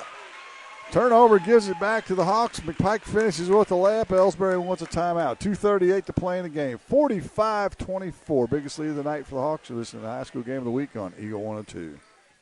Ingram Plumbing has always been known for its outstanding plumbing service. But did you know that Ingram's is also the largest retail plumbing supply store in the area? We carry Delta faucets, a complete line of Whirlpool tubs and showers, jacuzzi pumps, and many other specialty items. At Ingram Plumbing, we're ready to meet all your plumbing needs. I should know. I'm Bonnie Ingram, and I've worked there for over 50 years. Stop by Ingram Plumbing today, Highway 61, Bowling Green. The Mercantile Bank in Louisiana says now's the time to sign up for online banking and bill pay. You won't have to get out in the weather.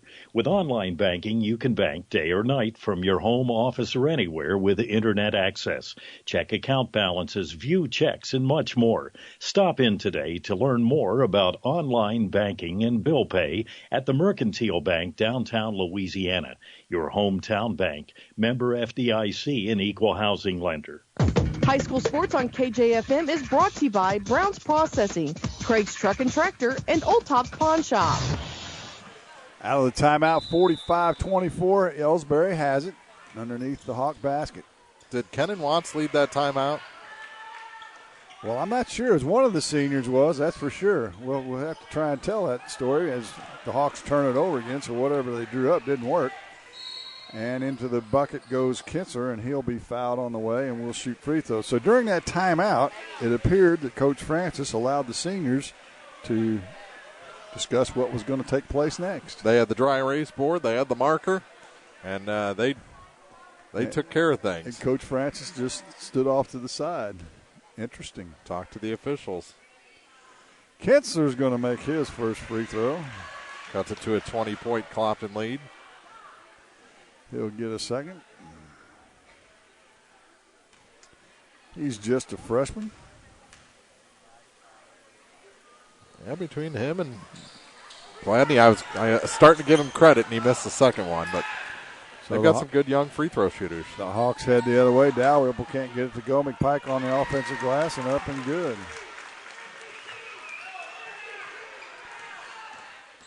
And it's 47-25, down to 2:10 to play in the ball game. Reimel drives in. He's beat my minute. He'll give it off to St. Pierre. He'll drive baseline. His shot's up and good. 6 for St. Pierre in the game. He said in the last 10 years through the Parker and Twellman coaching eras, Elsberry's pretty well dominated this series, right? They have 13-6, I think.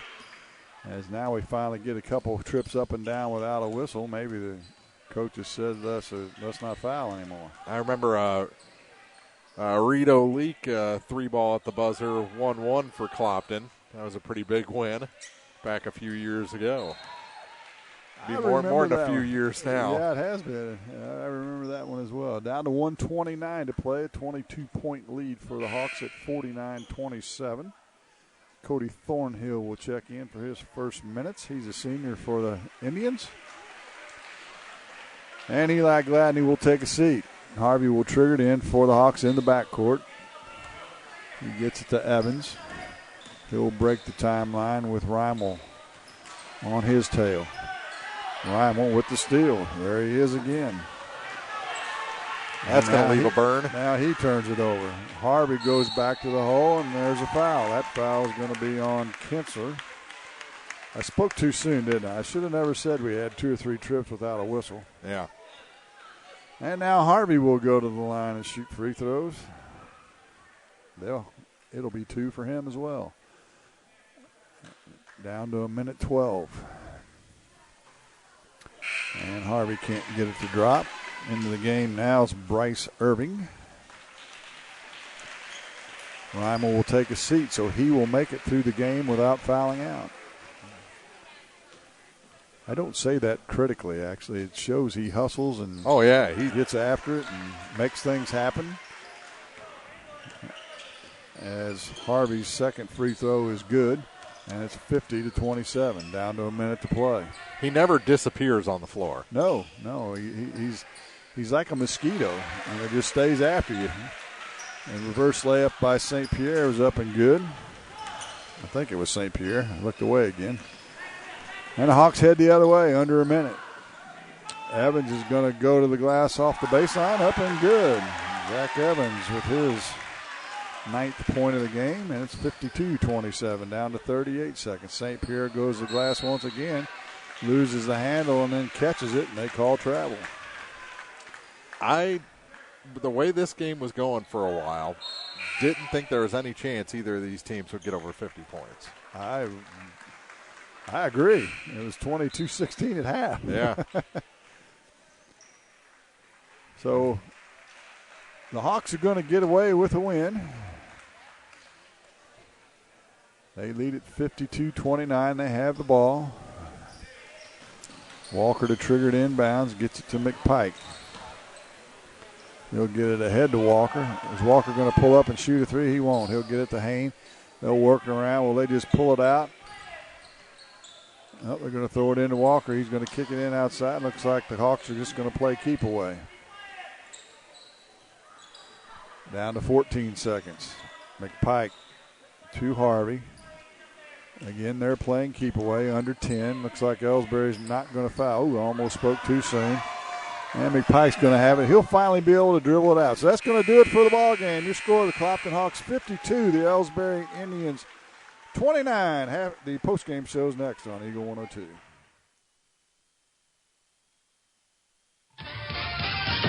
The Eagle 102 postgame show is coming up, sponsored by Abel's Quick Shops. Here's one question that has no wrong answer. Are you going to choose the new Shell and Fuel Rewards card to be used at Shell stations, or the Shell and Fuel Rewards MasterCard that can be used everywhere MasterCard is accepted? With both, you save 10 cents per gallon, up to 20 gallons every time you fill up. And you also earn 10% rebates on your first $1,200 in non-fuel purchases per year at Shell stations. See? You can't go wrong with either. Visit www.shell.us/getrewards and apply today. At participating Shell stations only. Terms and conditions apply. Hi, this is John. I'm one of the pharmacists you see at Family Drug in Louisiana and the Bowling Green Pharmacy. We're right here with personal and prompt service, giving you the answers about your medications. If you're new in town, come get acquainted. If you're one of our regulars, thank you. You are always welcome to come in and just say hi. The right people, the right service, right downtown. Family Drug, 3rd in Georgia in Louisiana, and the Bowling Green Pharmacy on the square in Bowling Green.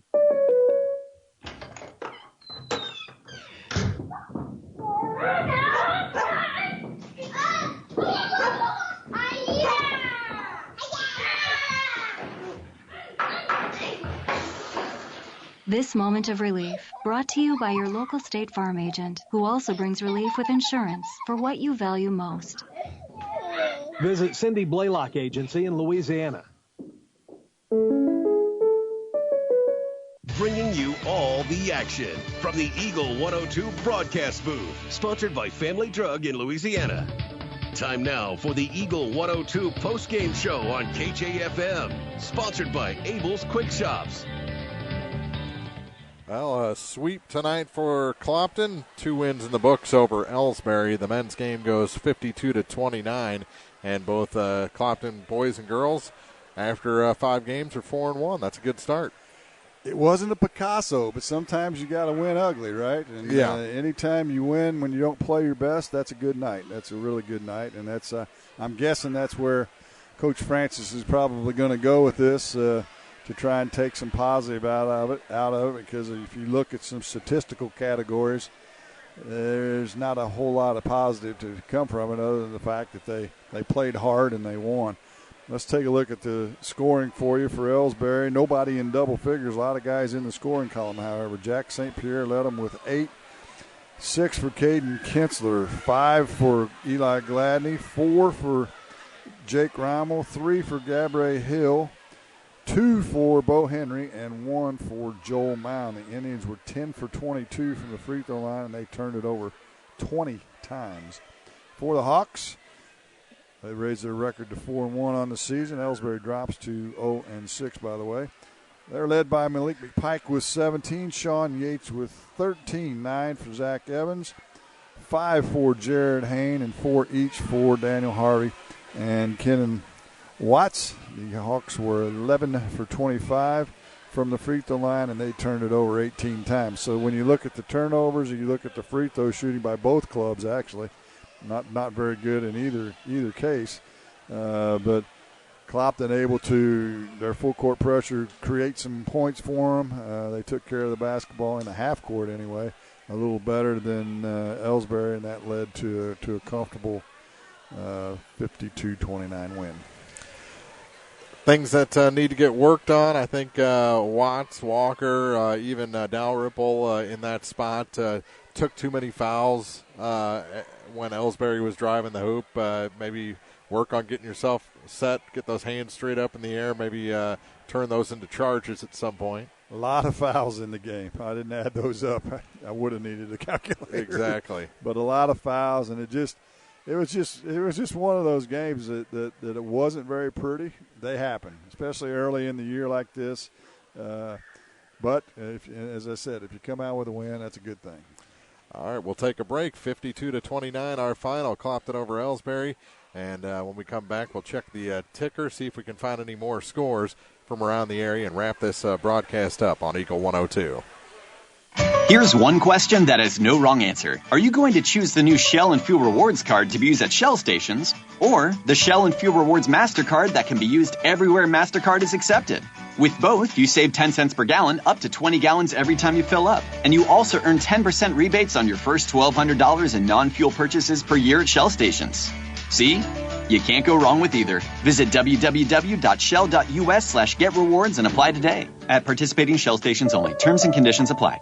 Bowling Green Tractor wants to change the way you think about yard work with their Ego 56-volt ARC lithium battery-powered lawnmowers, weed eaters, blowers, trimmers, and chainsaws.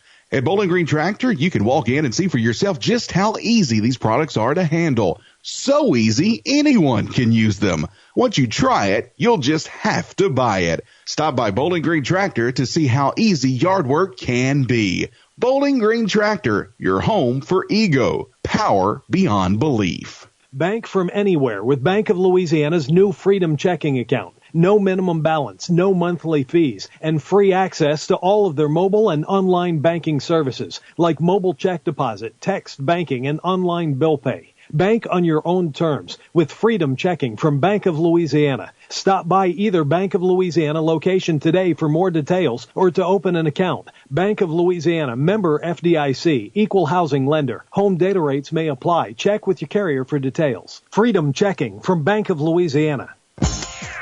Area High School Sports on Eagle 102 is brought to you by Cellular and Satellite Center, the Mercantile Bank, and Bowling Green Tractor. Our final in the men's game, 52-29. Clopton improves to 4-1. Elsberry falls to 0-6 on the season. The final from the girls' game earlier, 48-17. The Lady Hawks go to 4-1. Elsberry drops to 3-5. And I checked my ticker, and my ticker's dry. We do have other than the Palmyra Van Far score. Palmyra boys defeated Van Far 50-42. Louisiana is actually playing, probably just about to get underway against South Shelby in the Monroe City tournament. Both of those teams looking for their first win of the season. That'll wrap it up. We got 3 nights scheduled next week. We'll start it with Van Far hosting North Callaway, and then we'll be at Bowling Green on Tuesday and Thursday unless the snow comes at Snowpocalypse 2019. You told me to think positive. See, now I've got it in your brain. That's why I'm using my ridiculous voice. I drug you down, didn't I? I brought you down to my level. Yeah, you just gotta don't give it any credence. Make up stupid names for it, and try and move through. All right, Clopton sweep tonight over Elsberry, 52-29 in the men's game. For Jim Ross, Mark Froenig saying we'll see you Monday here on Eagle 102.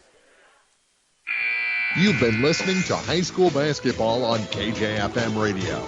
Eagle 102 sports coverage of high school hoops was brought to you by Abel's Quick Shops, Bank of Louisiana, Calumet of Missouri, Eolia Landscaping Supply, Hankey Construction, Bowling Green Chevrolet, the Bibb Beach Funeral Homes LLC and Collier Funeral Home, Cellular and Satellite Center, Bowling Green Tractor, Brown's Processing and Smokehouse Meats, Community State Banks of Missouri, Kathy Clean, JD Tire and Auto, Meyer Implement Company,